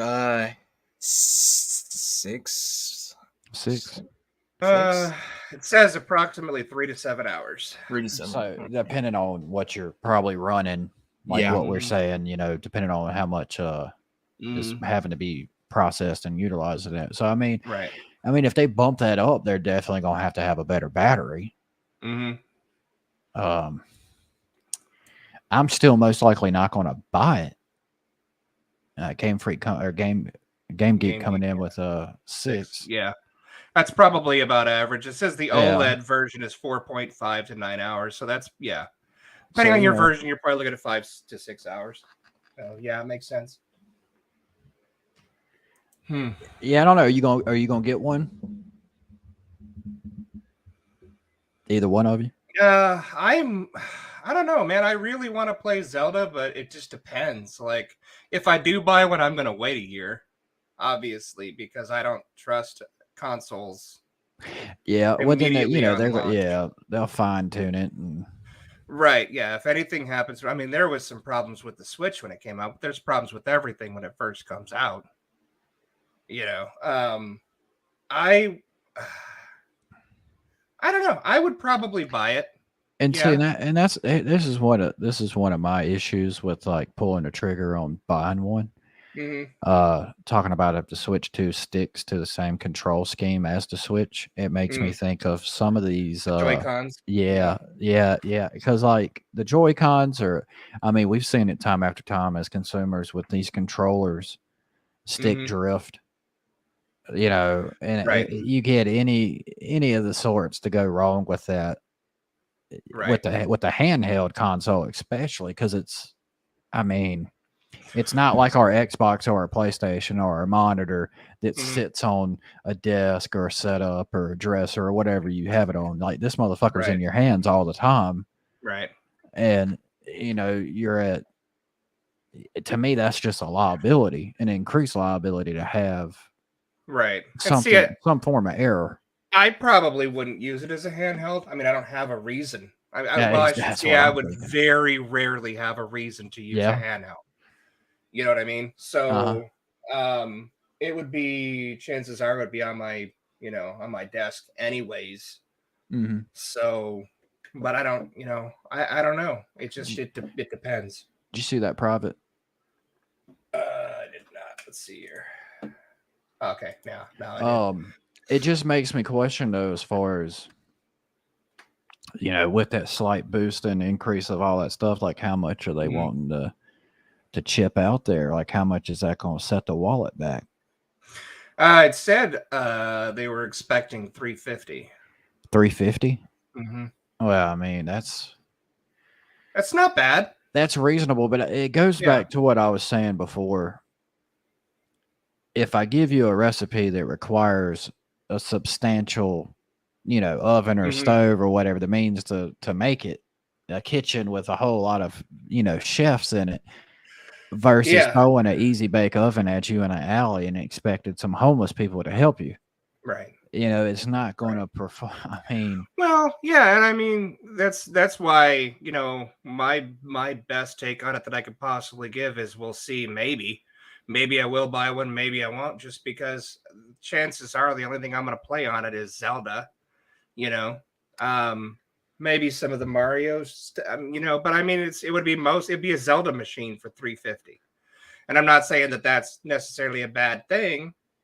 You know, but at the same time, like the reason why my PS4 Pro's been sitting here collecting dust for the past 5 years is because 90% of my friends are on Xbox. Yeah. You know, so when I do have time to play, I'm searching for friends on Xbox, you know what I mean, to shoot the shit with. And when I would be able to play Zelda when I'm not on the Xbox, you know, I'm probably doing something. Well, you know, what I love the most about the dynamic of just the social infrastructure of gaming when it pertains to parties, no matter what console you're on, at least you're socializing verbally amongst people, conducting yourself in a way with conversations outside of social media. You know, social media is all about, you know, just emojis and this, that, and the other. And we just got in a habit of putting lol and lamau, and it's after everything we say. And to me, I don't know. It just kind of fucks with me. But that's what I appreciate the most about just being able to communicate with people, like-minded people that appreciate the same things I do, enjoy the things I do, and have fun playing it. And that's where, like you said, when the majority of the people that you know cater to one console over the other, well, that makes it more prevalent for me to be on that console. I completely agree with that. Like, that's my number one thing. I mean, even on the days where I don't feel like playing a video game, I'll get on there to shoot the shit with you or with Joseph or whoever. You know what I mean? Just to have that social outlet where, like you said, it's like-minded people. I mean, hey, listen, I'm talking to somebody right now that's, you know, 2,200 miles away from me. Yeah. Literally. You know, and where else would that be a possibility? I mean, people could say, you could sit there and talk on the phone, but I don't, you know, I'm not a phone talker. I'd rather be sitting there playing games, talking to somebody about whatever. They don't even have to be playing the same game as me. You know, I don't even have to be talking to them. I could listen to them talk. It should be something along the lines of like hashtag it's more than gaming. Right. You know, it's right. It's more to it than just that, which with them leaks of Microsoft like their future plan, their roadmap of what they've had, which they said was one of the biggest leaks they've had. That whoever was responsible for it is definitely canned. Right. If Microsoft did have the ability to acquire Nintendo, that to me would be the biggest acquisition, not only in gaming.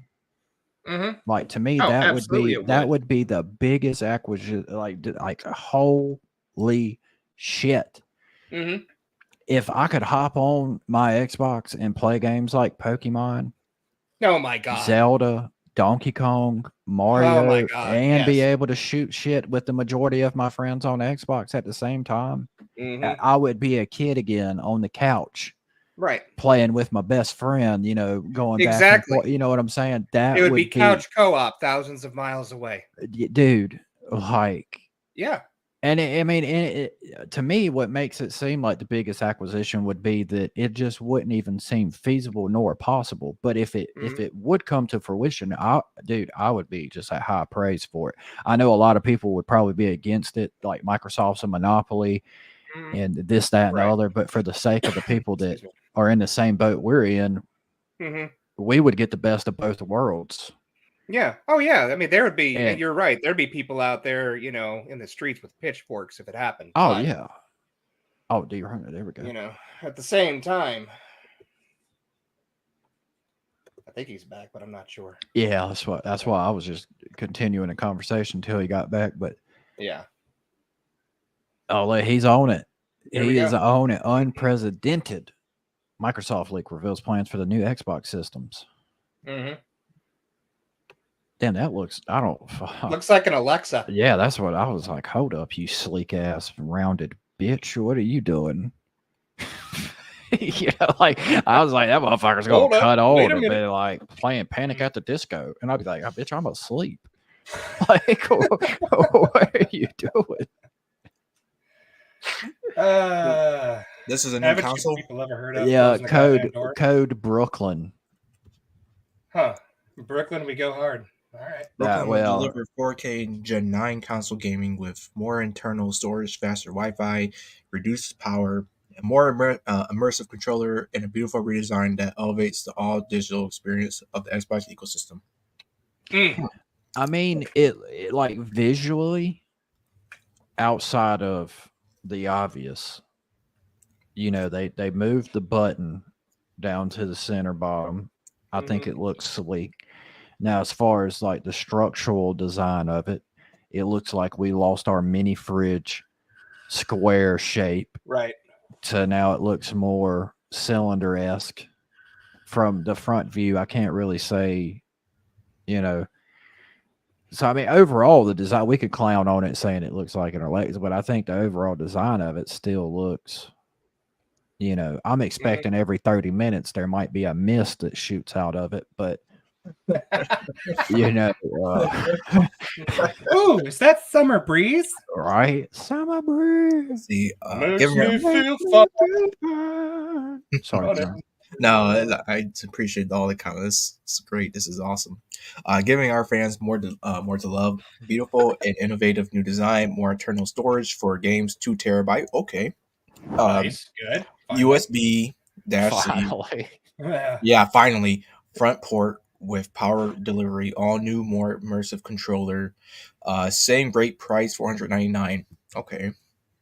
Updated technologies. All new self bridge. God damn it, who's messaging me? Anyway, all new self bridge to modernize I/O and sustainability efforts. Wi-Fi 6E radio for better. I'm sorry, guys. I'm trying to read it, but it's kind of. You're fine. It's all right. If you hold, what's the what is it? Control or alt, like zoom in? You know what I'm talking about? The hotkey for zoom in. Yeah. Oh, it's Control Plus. There we go. Yeah, that can work. I forgot that it's not a zoom-in key, but it's. Hey, if you don't use it every day, I don't know. I totally forgot about it. Yeah, that's why I was like, well, maybe we could do this. It'll help. Yeah. Throughput, latency, and interference mitigation. BT. I don't know what BT means. So I'm sorry, guys. I think it's a Korean band. Yeah. Okay. 5.2. I don't know. I'm going with Was whatever it you guys are talking BTS about. or something? Yeah. Brady, I said, well, you guys know what BT means. I'm thinking BT from Death Stranding, the BTs, but Oh shit! but Yeah. 5.2 radio for improved accessory experiences. 6nm die shrink for improved efficiency. I don't know that shit. I'm sorry. Improved sustainability story. Reduced PSU power by 15%. New low power standby mode is 20% of current. Okay. So increased use of PCR on housing to 30%, 30 to 100%. 30%, 100% recyclable packaging. What? Yeah, I they got don't an care about award not too, well. They got an award not too long ago for You're right. being green like that. Yeah, You're right. I remember. which I mean, if you looked at who was in the running, I Yeah. mean, Microsoft has been planning a refresh to its current Xbox line for potential release next year and has mapped out an ambitious multi-device approach to the new generation that will follow in 2028. I can't even imagine 2028. Newly leaked documents show why it matters. The internal documents offer a stunningly clear, if potentially dated view of what Microsoft has planned for its gaming division in the near future. Those details appeared in files not listed among the exhibits released by the U.S. District Court of Northern California over the weekend as part of the Federal Trade Commission's lawsuit to block Microsoft's $69 billion bid for Activision Blizzard. But late Monday night, a user at gaming forum Reset Era posted that a seemingly innocuous deposition shared by the court contained attachments loaded with Microsoft's plans. oh yeah, and they got some plans. Mid-gen Xbox refresh. Brooklyn, Elwood, and Sabile. Sebile. Elwood and Sebile. Let me set my drink down first.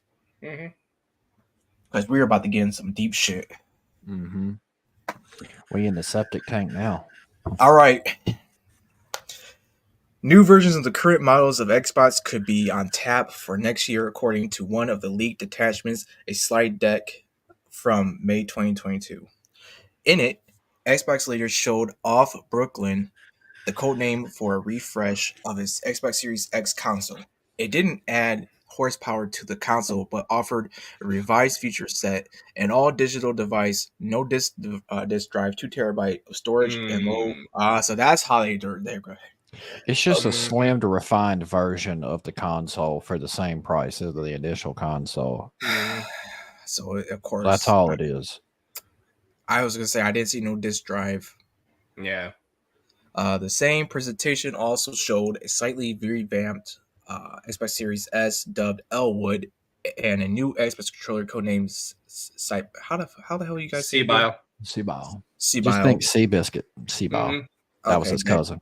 That contains a tilt sensor, quieter buttons, and the ability to connect to a mobile app. Microsoft slides listed the new controller's launch for May 2024 with a rollout of the refreshed Xbox models that fall. Yes. They're going to close that deal, Game Geek. Yeah. They're going to close it. Let's see. Yes, but it's unclear if Microsoft still plans to release these devices, let alone on this timeline. Microsoft's next-gen vision. Microsoft's next console after the Xbox Series X and S would represent not just a new device, but a new ecosystem generation. Executives outline a plan in another leaked slide deck from May 2022. Console generations usually just involve a new offering of one or two models of a new powerful piece of gaming hardware. The leaked presentation on Microsoft's so-called Gen 10 offering included consoles, phones, web browsers, a handheld system, PCs, and a cloud console, which with a shared operating system available across devices. According to the presentation, Microsoft had already selected a ARM64 architecture for the core device's CPU. The company expected to deliver development kits to game creators by 2027 ahead of the 2020. Okay. Well, you know, right there what you just said. Go up a little bit more. with the PCs, the cloud console, and a shared operating system available for with the phones and all that. With their acquisition, this is just my take on that. With like how Game Geek was talking about the closing the Activision and Blizzard acquisition. If they start consuming so many of these game companies that have their hands in the pockets of mobile gaming, cloud gaming, they're not just buying the properties on the board. They're starting to stack houses, right? And they're gonna start charging rent, right? Yeah.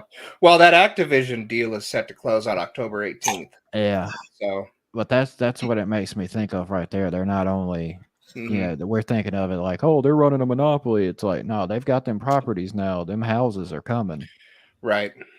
The hotels are like it's you just hit Boardwalk. Yeah, they've had Boardwalk. They just bought Park Place October 18th. Yeah, now they got them in tandem. Yep. Now they got. Now they're going to start stacking. Which is a good move for them. I mean, because think about it. Like, we can't sit here and knock it. Like, why would they charge for this? Or why would they? I mean, they just spent what, $69 billion? I think so. Yeah. And then $7 or $8 billion for Bethesda. And then if they're talking about like, hey, our hands can go deeper than that in our pockets.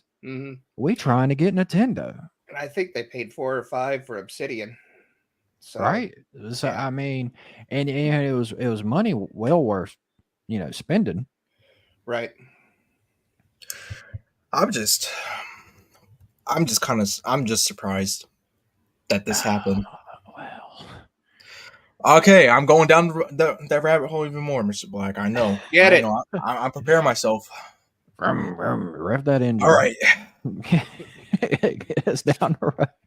The presentation listed dozens of potentially supported features, including standard elements like voice chat and player achievements, as well as more novel support for crypto wallets. Wow. Oh, Jesus.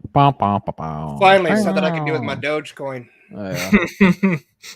The report states that the next-gen Xbox platform would also support AI and machine learning to obtain super resolution game graphics, listed as an established project in Microsoft's gaming. Frame rate improvements, extra game testing, character dialogue generation, and more. Be smart. As dazzling as Microsoft's plans may be, all the documents are just old enough that Microsoft's plans could have changed. The company did not respond on Tuesday morning to Axios' request for comment on the leaks or whether its plans have shifted. Its plans for its next gen console platform are most susceptible to change given the 6 years that would elapse between the leaked plans and the possible Xbox Gen 10 launch. There are also limits to even wealthy Microsoft capabilities. In one of the May 2022 presentations, the company noted that its hopes for a handheld device as part of its Gen 10 platform was outside of the scope of its first-party resources, suggesting it would rely on outside firms to develop compatible handheld gaming tech. Okay, I've been wondering if they're going to start doing that. What are you saying, Mr. Black? Well, I mean, that would explain the whole Nintendo. Like if they're trying to acquire Nintendo and then they outsource all the handheld devices and such to Nintendo and just slap on a damn Microsoft label. Yeah, let me read this last part. Microsoft executives expected in spring 2022 to relaunch the next Xbox console in 2028 and were considering a more flexible approach to its gaming hardware, according to an internal chat log released as part of the Federal Trade Commission's lawsuit to block Microsoft's purchase of Activision. Did I read this already? No, I didn't. Driving the news, the 2028 launch plan was referenced in a May 2022 meeting there's so many fucking dates. Among more than a dozen senior Microsoft executives attended by CEO Satya Nadella, CFO Amy Hood, and head of gaming Phil Spencer, among others, according to the document. Oh, man. And that's all of it right there. Yeah. I'm not going any deeper. Yeah, well, I mean, I don't think we have to. I mean, it kind of, the shoe fits. If you look at the average lifespan of consoles as a whole, and then look at when they start development of like the PS5 Slims, PS5 Pros, the Xbox, Pro or Xbox One X or Xbox 360s, they always had new versions of them. And I mean, if you look at this series, this generation of Xbox in particular, I mean, 2028, I could see that being a feasible time frame of this is the generation of having, or And PlayStation started all that back in the day with the whole re-releasing consoles. I believe it said $4.99. It's $4.99. Or game. I keep saying Game Freak. What the fuck? Game Geek. My apologies. Yeah, it's $4.99 price tag. Which, I mean, that's about right. Yeah. Well, yeah. I would have liked to see that. Well, that's what gets me, for it to be more refined. And they're using, like down there where they're talking about the whole green bullshit. They're essentially saying they're using less material. Correct. For right, the development of the console. The only enhancements really is the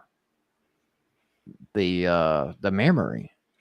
Well, and when it comes to the electronics too, you got to realize that a lot of times all of those upgrades that they're talking about, their updated technologies, is all going to be parts that are as cheap or cheaper than the parts that they put into the ones that they released in 2020. Well, yeah, that's what I mean. So, like, for the price tag to be that high, right? Like, you saved money making this console, essentially. Like, why are you? Well, yeah, no, because I mean, their prices are going to be going up in one way or another because of manufacturing, just because everything has gone up. Yeah. I mean, chipsets have gone up. The whole Taiwan. Everything has gone up. I mean, by 2028, when they release the Gen 10 console, it's going to cost you like $1,200 and like probably 30 fentanyl pills or some shit like that. Like, bro, did you hear about that daycare? There's another segue for you. You're welcome. I think it was in New York. A daycare had that. Yeah, I was like, what? Like my grandmother. I was watching the news with her, and she was like, what did they say? I was like, fentanyl. And she's like, what? Fentanyl, Mima. I'm like, daycare. And she's like, who? The babies is making fentanyl. Yeah. And she was like, what was that doing in a daycare? I was like, drug ring. She's like, drug ring? What? Mm-hmm. Yeah. Oh, shoot. I forgot to mention this. Damn. Now you've got it. Yeah. Yeah, now I did it. But we're about to hit 2 hours. The meter's going to start after that. Yep. But I forgot about this one right here. Mortal Kombat 1 review bomb for blocking Russian players from online matches. Mortal Kombat 1 players in Russia and Belarus say they can't access online play or pre-order bonuses despite being able to end the stress test or whatever. So what's the cause of that though?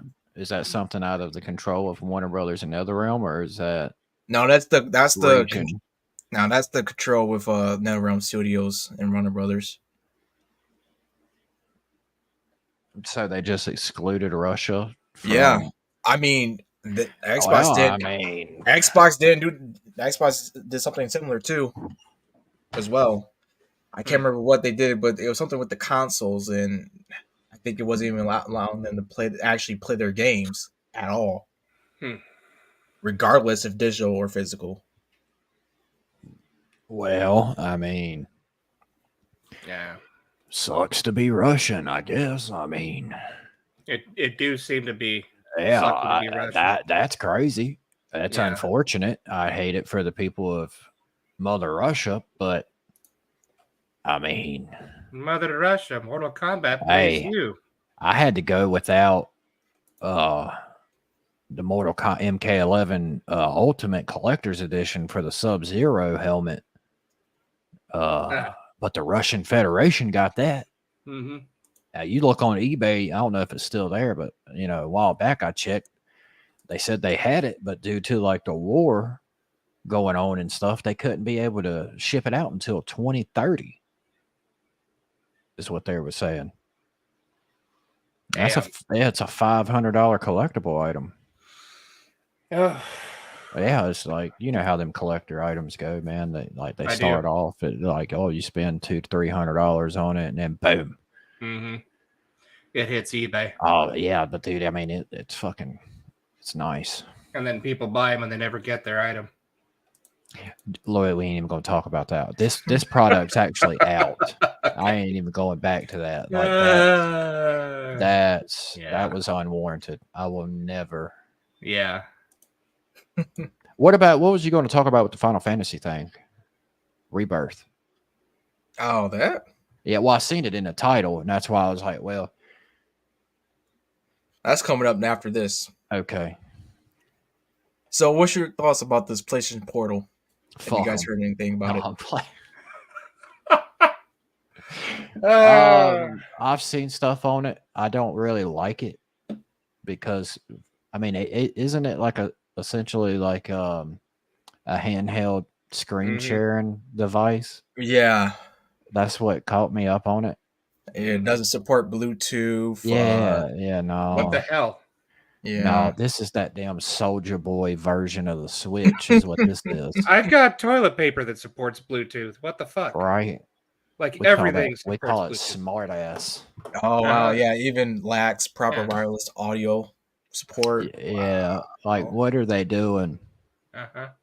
What are they doing? What have you done to my boy? Yeah, I was like, how do you go from PS Vita to this?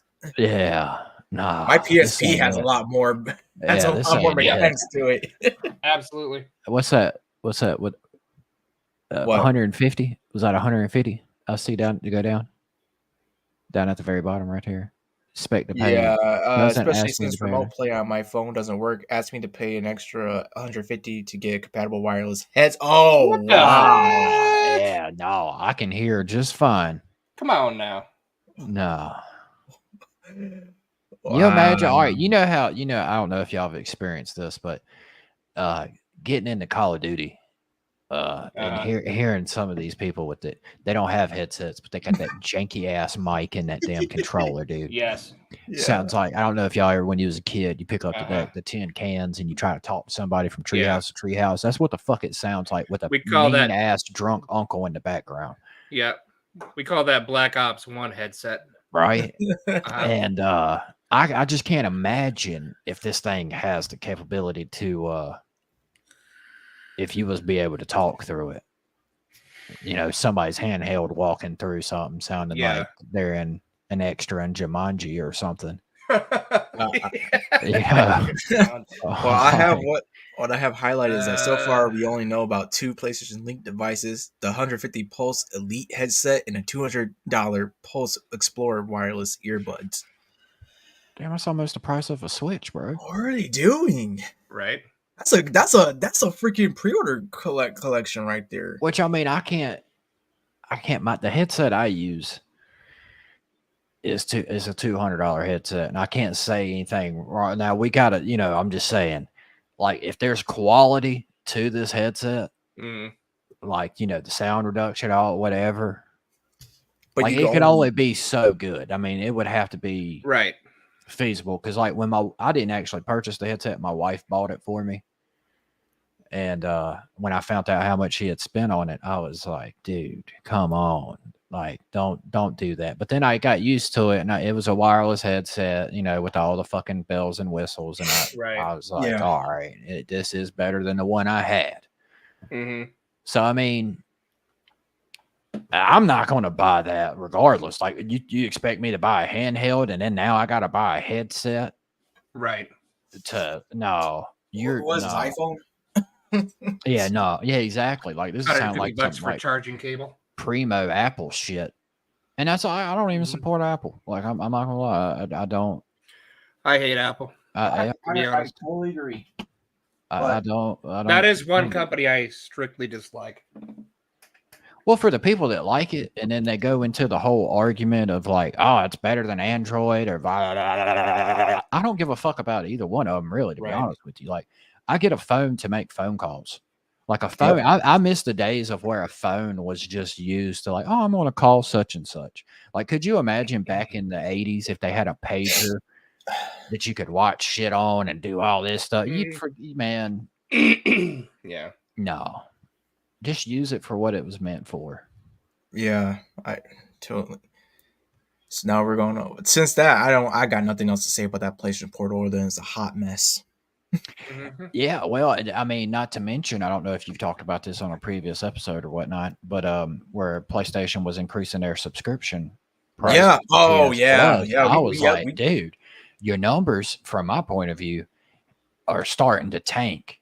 Xbox has got. They just announced they had 60 million Xbox Game Pass users, and they're aiming for 100 million by a certain date. Yep. And I mean, you reel in all the fish before you pull the net. You know what I'm saying? Yeah. Like, I don't see the grounds of what PlayStation is offering. I don't think that warrants a price increase. Right. Like, now, if you added it, like, oh, this, you know, whatever, I could be like, nah, maybe I'll justify. I can't live without that. But when you got a thing that's there, I mean, this previous time I purchased my membership for 'em or subscription, I just bought the year, just outright. I think it was like $100 or something. But then you go up on me. That's like, no, I don't get down with that. Right. Yeah. Yep. And don't even use it. Yeah. I don't know.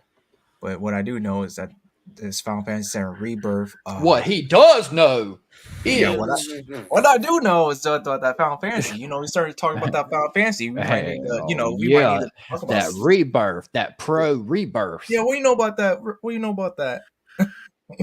I'm gonna be honest with you, bro. I don't have a fucking idea what. I don't have a fucking idea. Like, other than it's gonna be on PlayStation and it's gonna be on PC.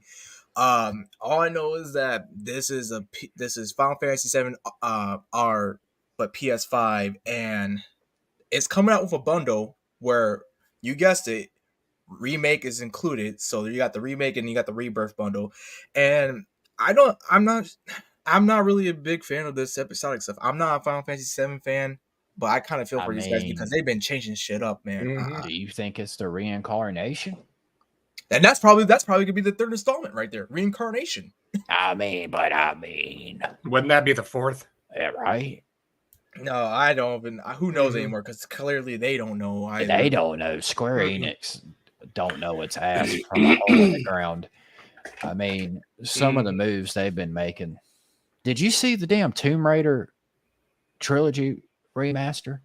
I seen people talk about it. All right, well, I hate to even jump on that one, but when I heard it, like when I seen the damn the caption for this one article or whatever, I was like, holy shit, because the nostalgia of like kid me, Lara Croft, 97, cone tits, right? Like I was like, finally.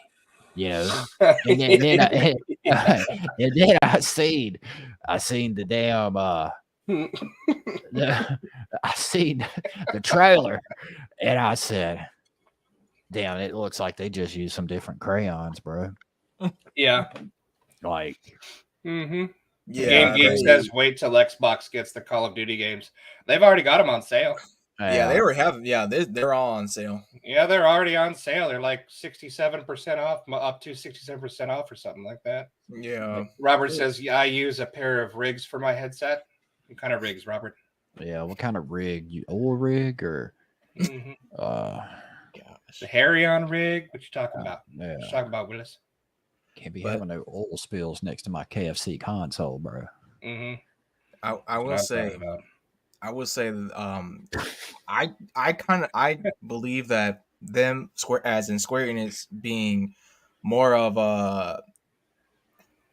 like, oh, we're gonna be with PlayStation. Yeah, it's not really benefiting them financially because Forspoken was a ruinous disaster, so much so that it took down Luminous Productions, which Luminous Productions began only like a few years ago when Final Fantasy 15 was still Gotcha, Robert.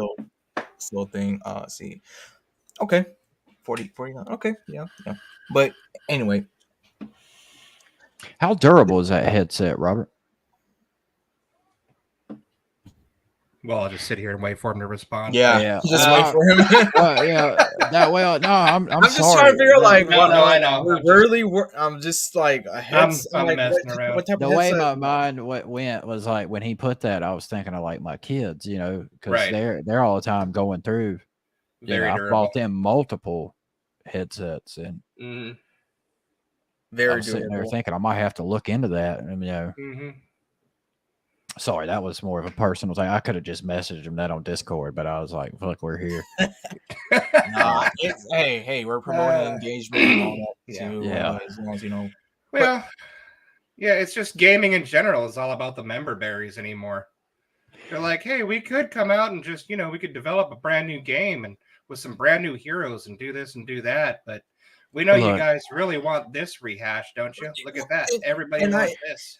But I'm sorry, go ahead. No, I'm just saying, like, you have a great that's understandable. People have been asking for a Final Fantasy VII remake, but when they made the news that it was gonna be episodic, it's like, geez, you might as well. I was thinking, like, man, you guys should have just waited till like the PS5 came out. Then you could have like, boom, here's the remake, and here's Rebirth, and then last one I think is gonna be later within the PS5's life cycle or something. I don't know. It's like this whole. It's like, who wants to keep paying for this for a game that's been split up with 3 parts when you should have it all in one thing? Maybe that's just the old school me right there. Maybe look at people that play GTA. Yeah. How many times have they bought GTA 5? Yeah. Well, to me, that's like if I don't have a horse or ride horses, but let's just say in this hypothetical world, let's say, I have a horse, and as years go by, I love this horse. This horse is reliable. It's a good horse. And then it gets old. It's not going to ride the same. And I can paint it and I can do all this other stuff and make it look young again. But at the same time, it's not going to fucking ride the same. So you come out with these remasters and using third-party contractors or whatever and doing this and doing that and the other, it's not the same. Yeah, you got to take Seabiscuit to the glue factory and ride its brand new sister Seabile. There, you know what I mean? Like, for Square Enix to, I don't know, like, to me, the Final Fantasy shit is that's what it just is for me. Like, they've came out with so many different installments at this point. It's hard for me to even keep up with. I've never been into them. The universe. Yeah. Last time I played one was on the PS2. Well, here's the thing. They're not all connected, except for like, they have like a Final Fantasy 7 Part 2 or 10-2. That's when they're connected. Just listen to what you just said though. Like, I thought you was about to break out a longitude and latitude, like coordinates for a fucking treasure map or something. We're gonna need a flow chart. Yeah, it's really like 10-2, Exo 9, Skeleton. This ain't nothing new though. This ain't nothing new. Skeleton Crew Rebirth. It's really 4.2. Yeah, reimagine. I'm like, bro, relive your childhood. Like, that cow don't have no more milk. Like, you need a new cow coming out of the teats. $69.99. The horse is crippled. But the cow ain't got milk. Like, honey, we just bought a zoo. Like, you gotta come on. On a serious note, what I'm trying to say is that I don't think this move with being exclusive to PlayStation is not the best, because what I've seen when I've done and I could be wrong here. Some people, someone can come up and say, "Oh, well, actually, DRHINO, you're wrong." But here, when I was looking through their financial with say like Final Fantasy 15 and 16, Final Fantasy 15 sold 5 million copies on its first day, as opposed to 16 that just came out probably 2 or 3 months ago, and it only sold like 3 million in a week, I believe. Well, I mean, but that's big ups for Square Enix if you think about it. I mean, did Square Enix develop both of them? Yeah, but I'm trying to say is that yes, Final Fantasy 15 came out on various platforms, but I don't I just think that with the recent failures they had, like with Forspoken, the loss of Luminous Production, including something else I can't remember. It just like I think they're I think it just wasn't a good move for them to do that. I think they should have actually embraced it where like from the start, like, yeah, you know what, Xbox is getting Final Fantasy 7, Nintendo, Steam Deck, blah blah blah, they're getting that. Instead of just doing this exclusivity. And I understand what people are saying, like, well, Final Fantasy 7 came out on a PlayStation. I'm like, that's cool, but why is 16 giving it that treatment as well? It's like, because people need a reason to have a PlayStation. Yeah, yeah, well, That's that that, goes and back to there's what I was saying about contracts too. You don't know right. if It's all Square about Enix contracts. has Mhm. got something in the works with, who they who publishes their games. yeah, no, that's I know they have a contract, but I mean, as opposed, I'm thinking of like the bigger picture where like, man, it's sure they'll get like a huge sum amount of money, but as Well, I opposed to mean, if like, they sold that many millions of copies between the two games Mhm. but I'm trying to say is that Final Fantasy 7 remake and 16 sold around the same amount of copies within a 3-month span, within a month span, I believe. a month. A month. So Final Fantasy is owned, developed, and published by Square Enix. Yes. Oh Yep. well, there. What's Square Enix worth? Let's find out. It Because just once you seems like, start crunching them numbers and figuring out like how much was the Mhm. development of the game, and then like coming across, because like to hit them numbers you're talking about, they could think like analytically maybe we have to put them out on, like, we have to stretch it out across these well, consoles to hit some of these numbers As that we're of and that, projecting. as of and that's September 2023, they had a market cap of 4.29 billion. Oh, that's not as big as I thought, but that's big no, enough. no, because they've been not doing great lately. They've been doo-doo in the bed. Mm-hmm. What I'm trying to say is that they're even as part of it is that they're relying heavily on Final Fantasy 7 remake, rebirth, whatever, to get them all this stuff. But I'm just like, now I don't know how many people have a PS5 now. I don't know how many people have a Yeah. PS5, and of course you're not having it be run on the PlayStation 4. Mm-hmm. And this is what kind of baffles me, because I'm kind of going back. I'm pulling up some roots with this one. Is that even when Final Fantasy 7 remake was marketed for PS4 and then it came on the PS5, they put the DLC on the PS5 instead of making it for both PS4 and PS5, which was Right. kind of which is a backwards move. Then of course it's on PC now, but that was a year later. It's like, I don't. I agree I with think Jason about the flow chart. It's really hard for me to keep up with what the fuck It you're is, saying right yeah. now. Like, because I mean, I'm agreeing with what you're saying based on what you just said. I'm agreeing But with it's it confusing. wholeheartedly. Yeah, because it's like, Mhm. why even Well, and their go top that many three, routes? yeah, their there top three games are Final Fantasy, Dragon Quest, and Kingdom Hearts. Well, didn't they fuck up Kingdom Hearts? I've seen a lot of. Yeah, it's I'm Uh-huh. not big into Kingdom Hearts, but it's like it's basically a mixed bag of. Yeah, that's what I seen. Like a good, like the general consensus was they made some changes that people didn't like, And it was like and more Disney characters than Square Enix yeah, characters. I mean, so Right. Final Fantasy 28, Final Year and Fantasier, Rebirth, yeah. Game yeah, Remake. Geek and says, in my Game Geek, opinion, you you're can. right. Yeah, In my opinion, you can only remake a game so many times. Yep, I Exactly. agree. gosh, Mm-hmm.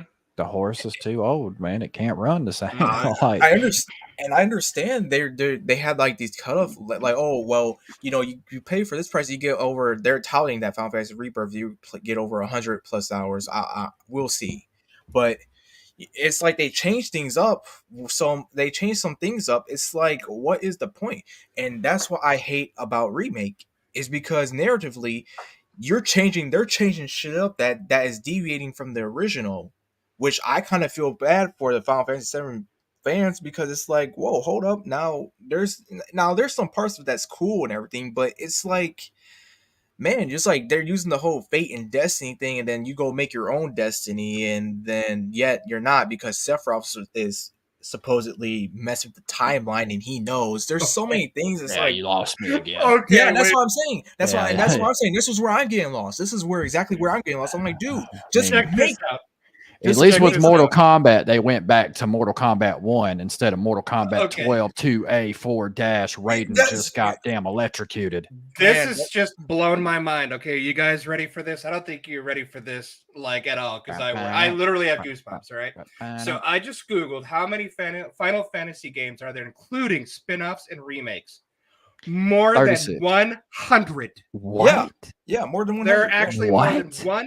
100 games in the franchise. Dude, that udder is fucking got calluses, bro. Yeah. They milked that bitch dry. 16 mainline Final Fantasy games, more than 100 games in the franchise. Yep. What? Let me ask you this then, with that being a thing. DRHINO, whose game catalog would you rather play, Square Enix or Capcom? Do I really want to choose them? Because I kind of hate both, to be honest. Yeah. Well, no, that's why I chose Capcom. God. Can I go? Yeah. Can I choose like the old Square Enix, please? That's all I want. I'll even take Final Fantasy 13, the one that people hate a lot, even though I didn't hate. For me, 2 words: Mega Man. Yeah. I'm not a Mega Man. I couldn't get into Mega Man. I'm Capcom all the way on that. Like Square, like Robert saying Square Enix because of Chrono Trigger. But Final Fantasy, Square Enix for Final Fantasy, man. Final Fantasy 6 is my all-time favorite. Capcom, baby. I gotta have it. But here's the thing with this. The guy who made the Kingdom Hearts is also directing the Final Fantasy 7 remake games as well. So that's why the storyline is like getting wonky here. A little more divergent. It's like he's trying to surprise you. Like, oh well, this is not quite like this, but it is at the same time. It's like, dude, can you just make a cohesive story? He's always had this problem. As far as I've examined, he's always had this problem where he's just unnecessarily making stuff that shouldn't be hard to understand. Like he's the Tarantino of gaming. We know we've killed the protagonist 500 times, but guess what? He's back. He's back this Saturday night. John Cena. Sunday. That's what I'm saying. Like, hello, Cloud. I'm like, oh, Sephiroth again. Like, what's this? I thought you died. Like, come on, dude. You're supposed to die like 2 times.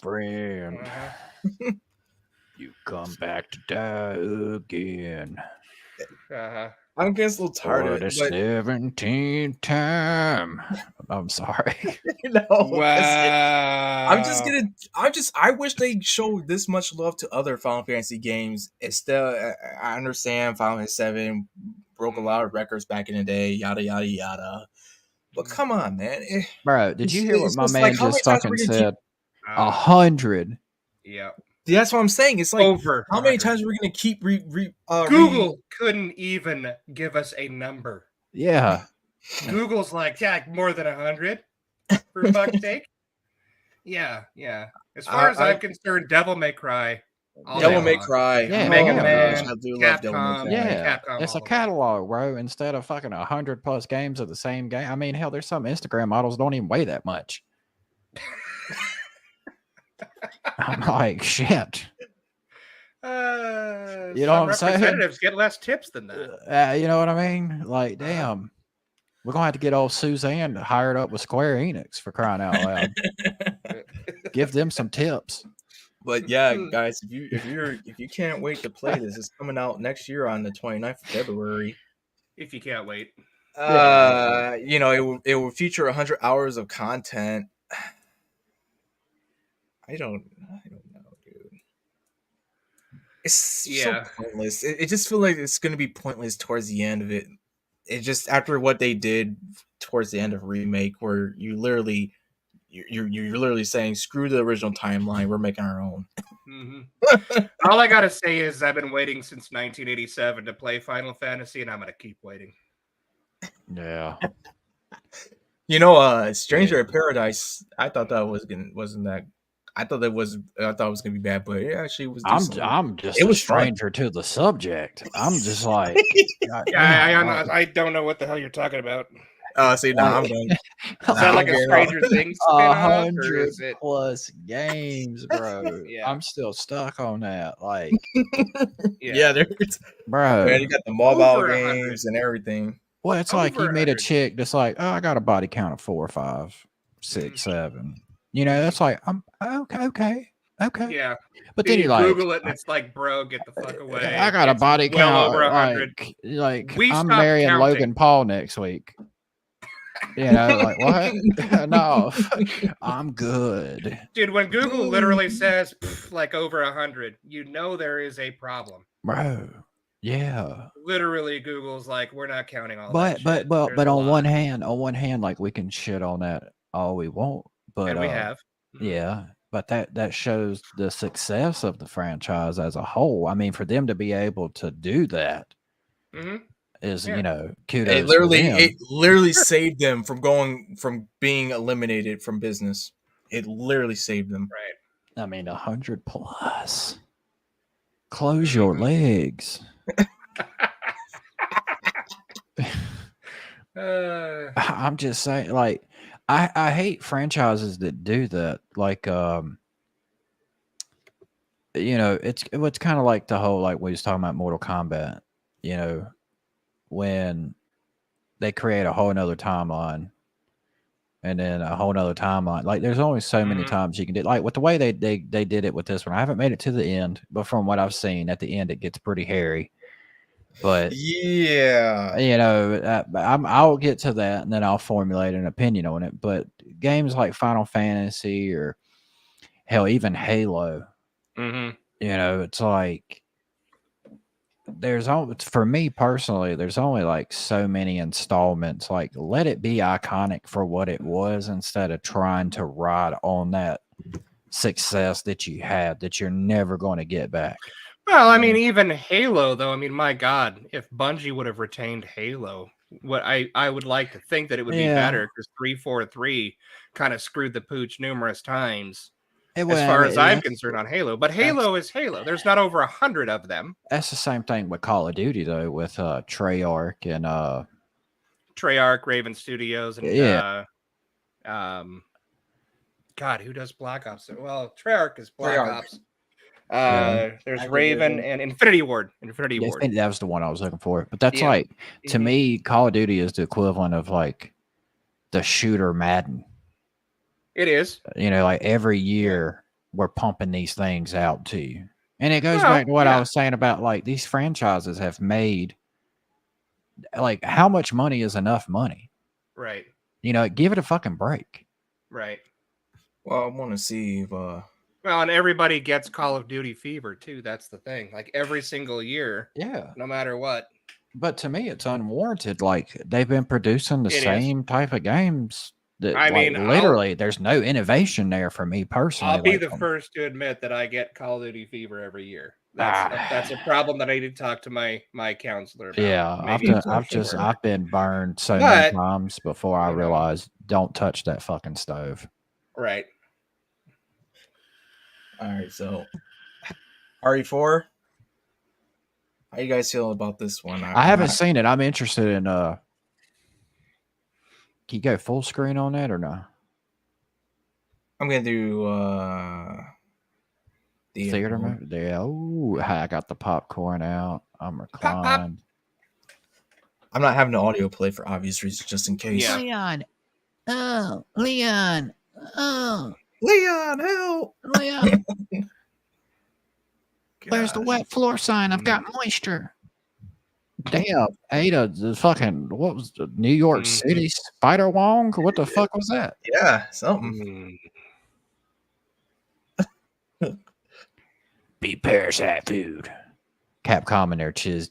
Oh yeah, I forgot. She the voice actress for her still isn't putting effort into it. She still sounds stale. She doesn't need to. Hey, look, I'm gonna tell you something. For people that critique damn voice actors, these developers tell them this is what we want, and they paid them to give them that product, I'm not Oh, like blaming how they the paid Megan Fox to voice Natara. exactly. That's Oh, developer but problem. yet they use another voice actress though. You know that, Yeah, right? yeah. Well, I'm just saying you can't really. If I get paid to do a performance, don't yell at me.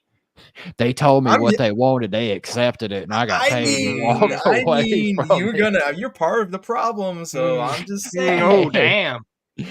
I'm not saying she's not What's up, bad Neff? or anything. I was I just don't like meaning, Wesker's voice actor too. I prefer yeah, I I get it. Chris.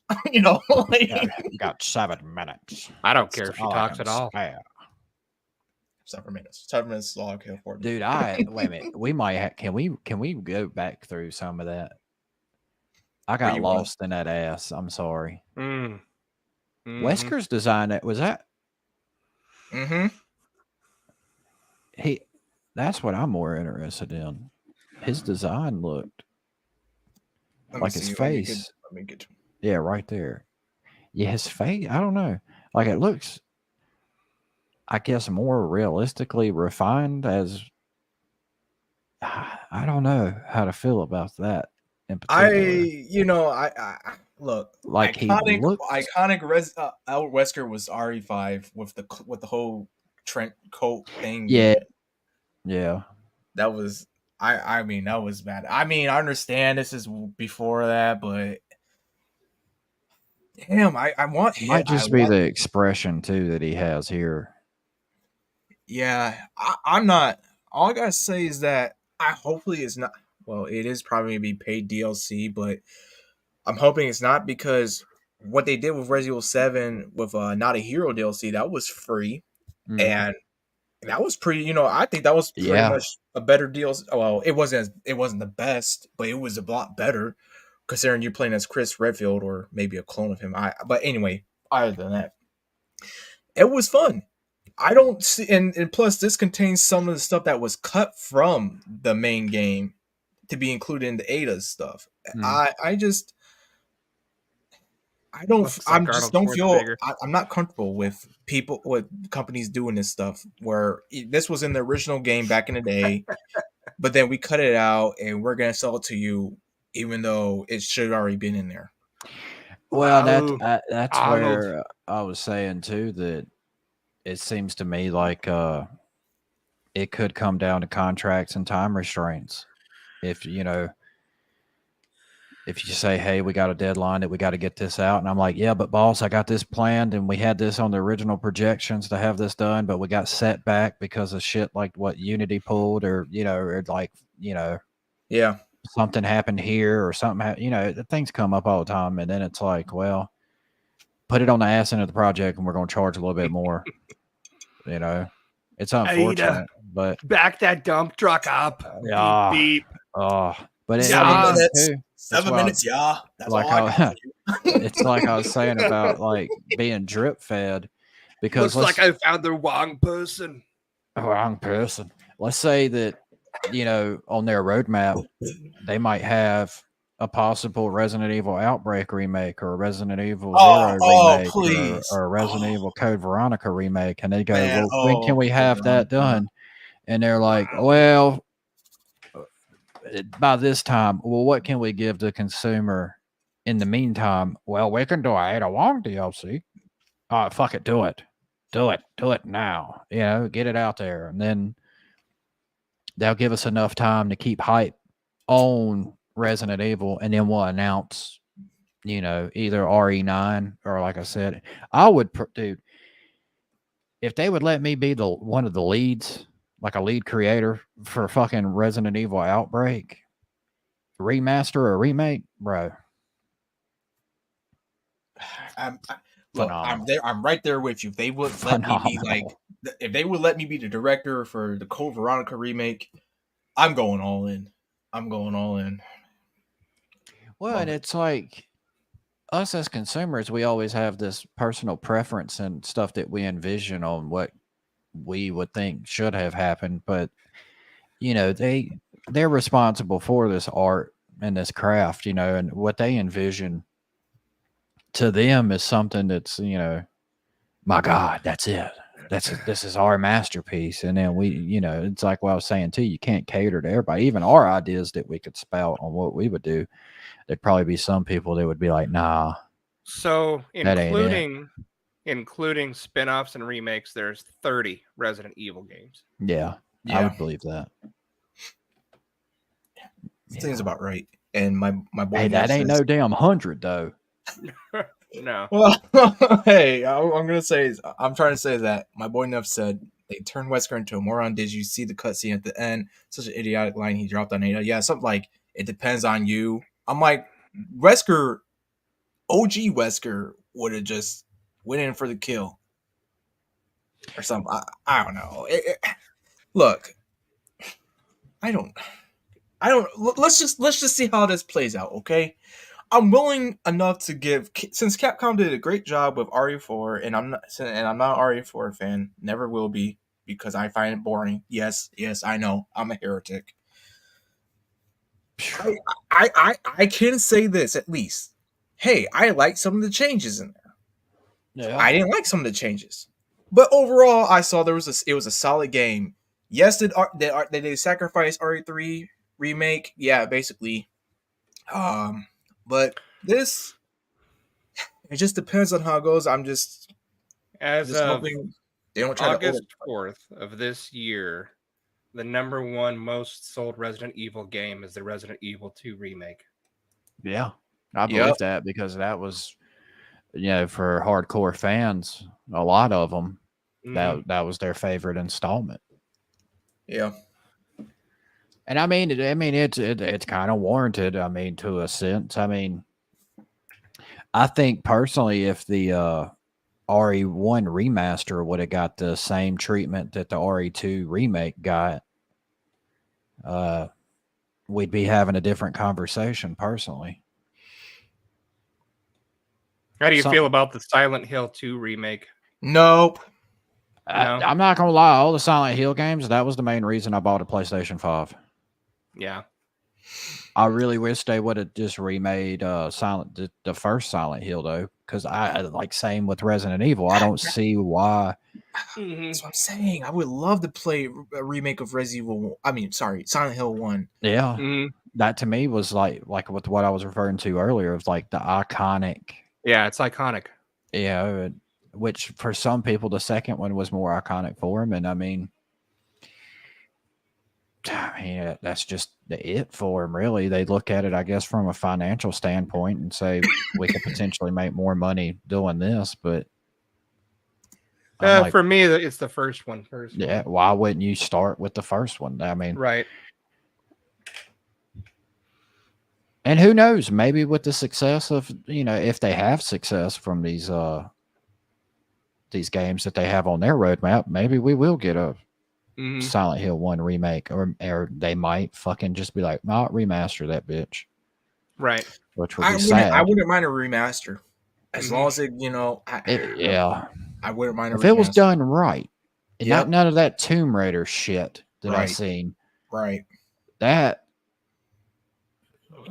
like I said, I mean, it looked better than the original versions, but it just, like I said, it looked like they just upped the colors, and that was, Yeah, I haven't even seen that actually. Bro, look up a video, DRHINO, of what is that? Alabama football. What? Did you see that? That reporter? I mean, not a reporter. The band. I think he was the band director in Alabama. Well, high school. He was a high school. I think he was a high school band director or something like that. I didn't read the whole thing, but it was reported that the authorities had told him to get the band to stop playing music after the game was over, but the band wouldn't stop playing, and he wouldn't get him to stop playing, so they damn tased his ass. Wow. And arrested him. Yeah, it was like excessive force and all that. I was just like, holy shit. But seeing that made me think of that. I think it was like in Birmingham. Don't tase my trombone, bro. Right. All right. One time in band camp in Birmingham, I got tased. Really? Wait a minute. He said, wait a minute. Her tits went down. Yeah. No. Number one issue.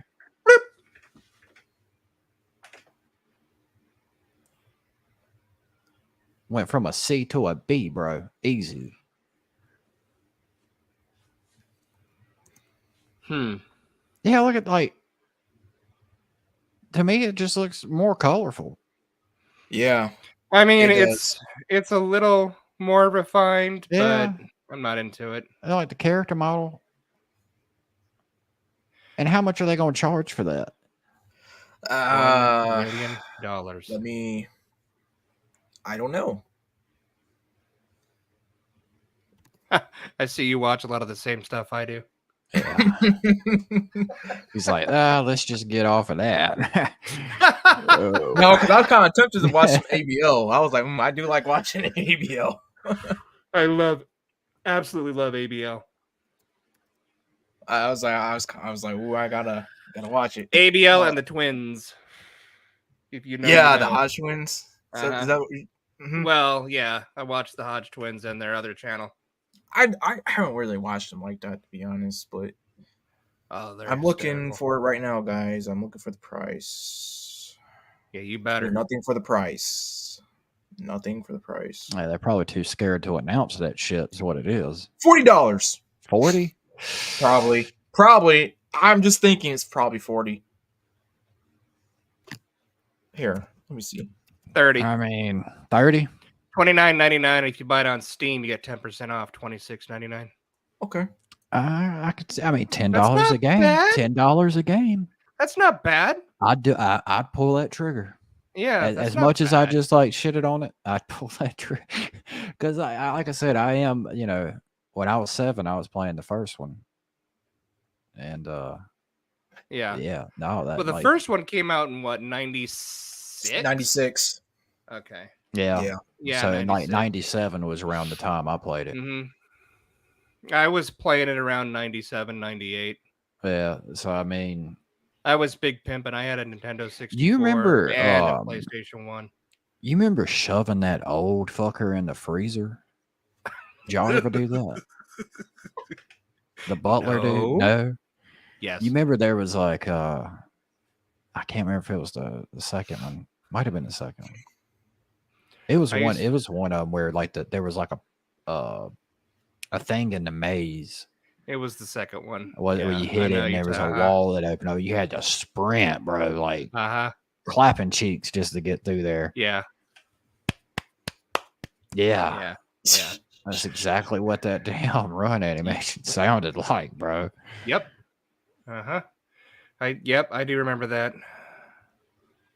Yeah, so I mean $10 a game. It's a shame though you can't buy them separately. Yeah, nice. But I mean for $30. Yeah, no, fuck it. Yeah, I mean, is that coming to Xbox too? Or is it exclusive to? Let's see. That was Steam. Let's find out. I'll tell you in 1 second. We showing babes? Chat any waifu? Oh, I don't know about all that. I mean, Tomb Raider 1 through 3 remastered coming to Xbox February 2024. Yeah. That long of a wait? Yeah, about that. This or something that simple? Yeah. What you got in chat there? Oh well, I did have a poll, but then the poll closed itself, and I was like, well, damn. Where's the poll at? Well, it's not there anymore. I guess just I'm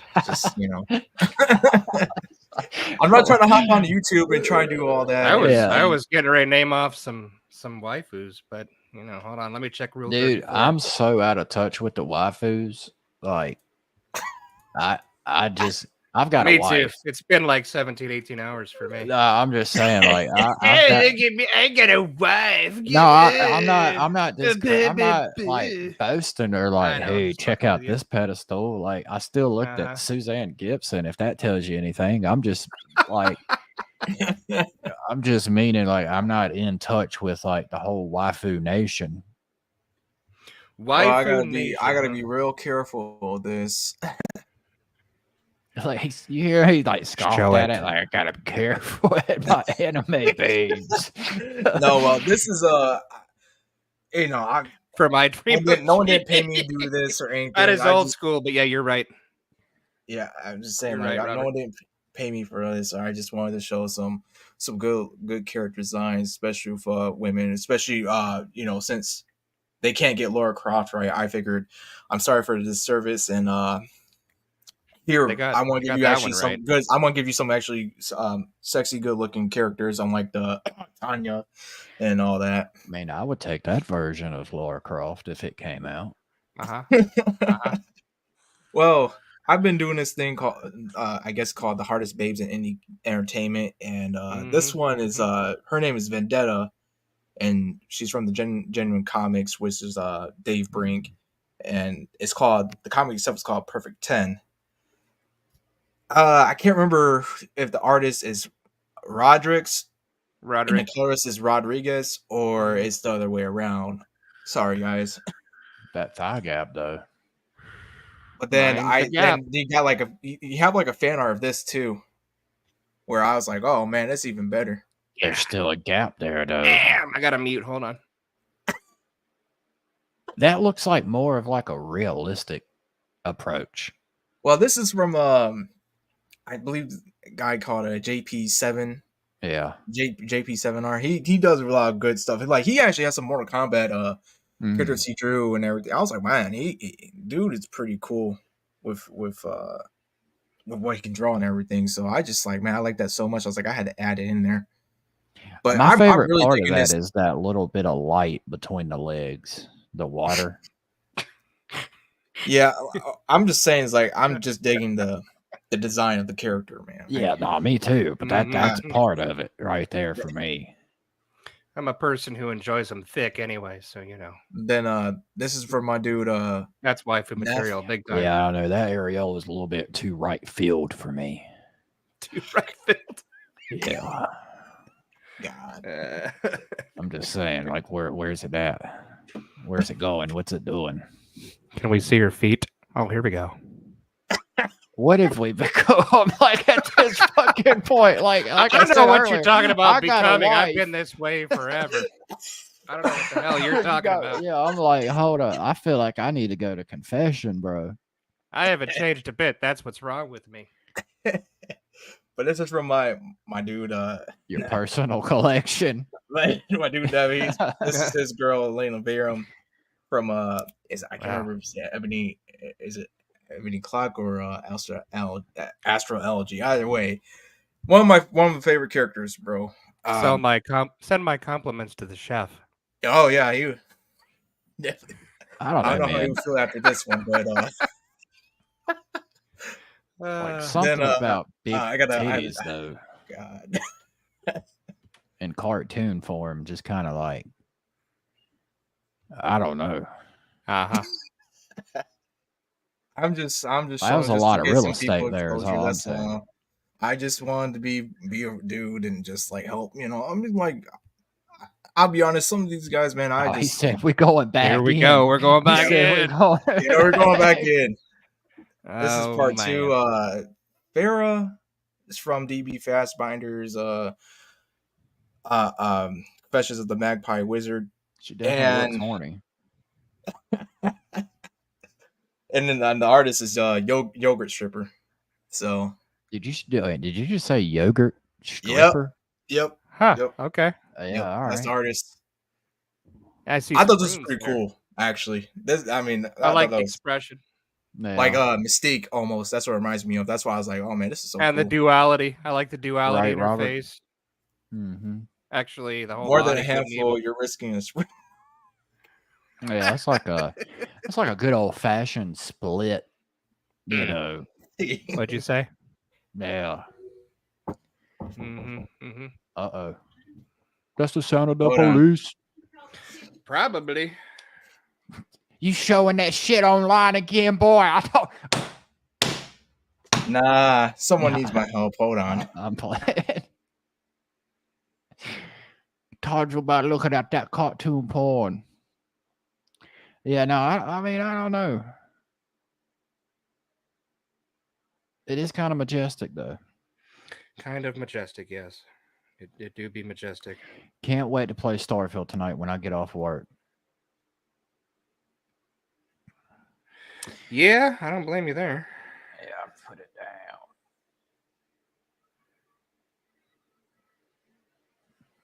I still haven't been able to play all that I've wanted to with Yeah. all my medical crap going on and everything else, and my testing and my blah blah blahs and my blah blah blahs. Yeah, how did that go? Or is that for? No, we'll talk about that. I later was. or something. Oh, I don't care. I mean, I was at an MRI machine for a little over an hour, so that sucked. Well, I mean, did they say anything? No, they won't know anything until probably Monday. But yeah, sorry about that, guys. It's all good in the hood, baby. Had to help the relative get the pizza out. Damn.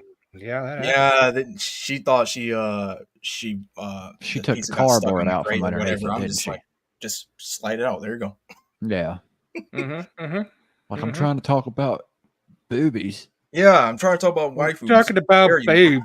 Leave me alone. Leave me alone. Yeah, but I can't remember the next one, guys. You might see some nudity. This is from. All right. So this is her. Sorry. This is the character's name, Jessica Sawyer from Angel's Awakening or Guardian Angel. Bro, Jessica Sawyer just sounds racist. Jessica Sawyer? What, bro? Yeah, just the name to me. No, don't do it. No. Let's not get into that. Let's just appreciate the art. Jesus. Cheese and rice, homeboy. Stop.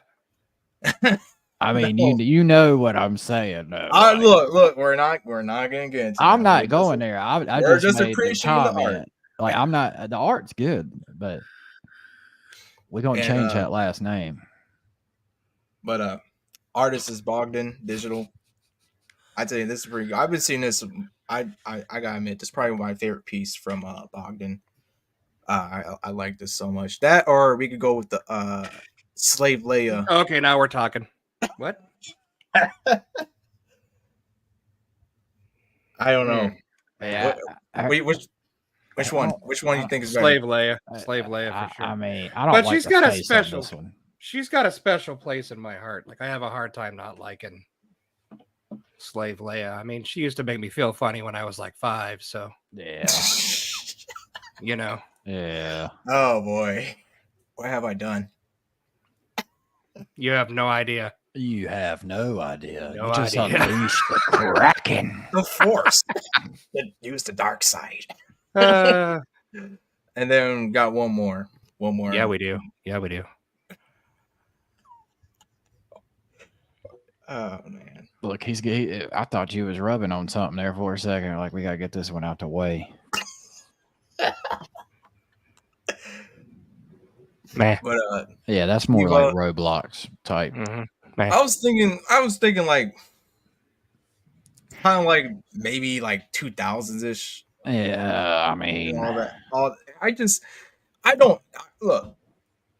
This is a new character that has never been like in the comics before of which is being pressed is Nick. You remember Nick? Yeah. This is Nick's stuff right here. Okay.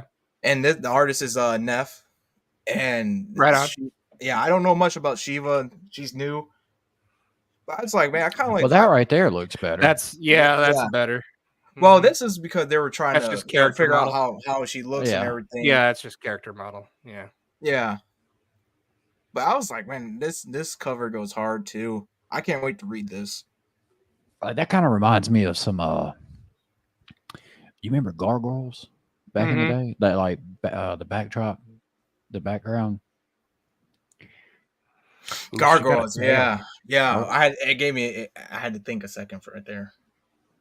I like the design of that with the tail coming out.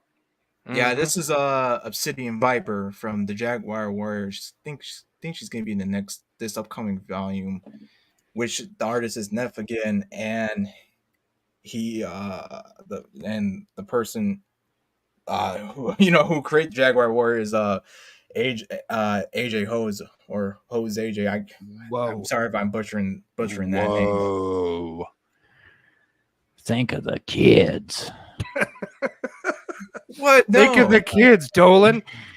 Oh. Now we're talking. Exactly. Yeah, how could you not? So Mm-hmm. that's all I got to show. Not? I had to show the babes. I had to cleanse the palette and everything from what we just saw, the abominations of Laura Craft, Tanya. And I'm not gonna lie. I'm still choosing old Suzanne over everything we fucking saw.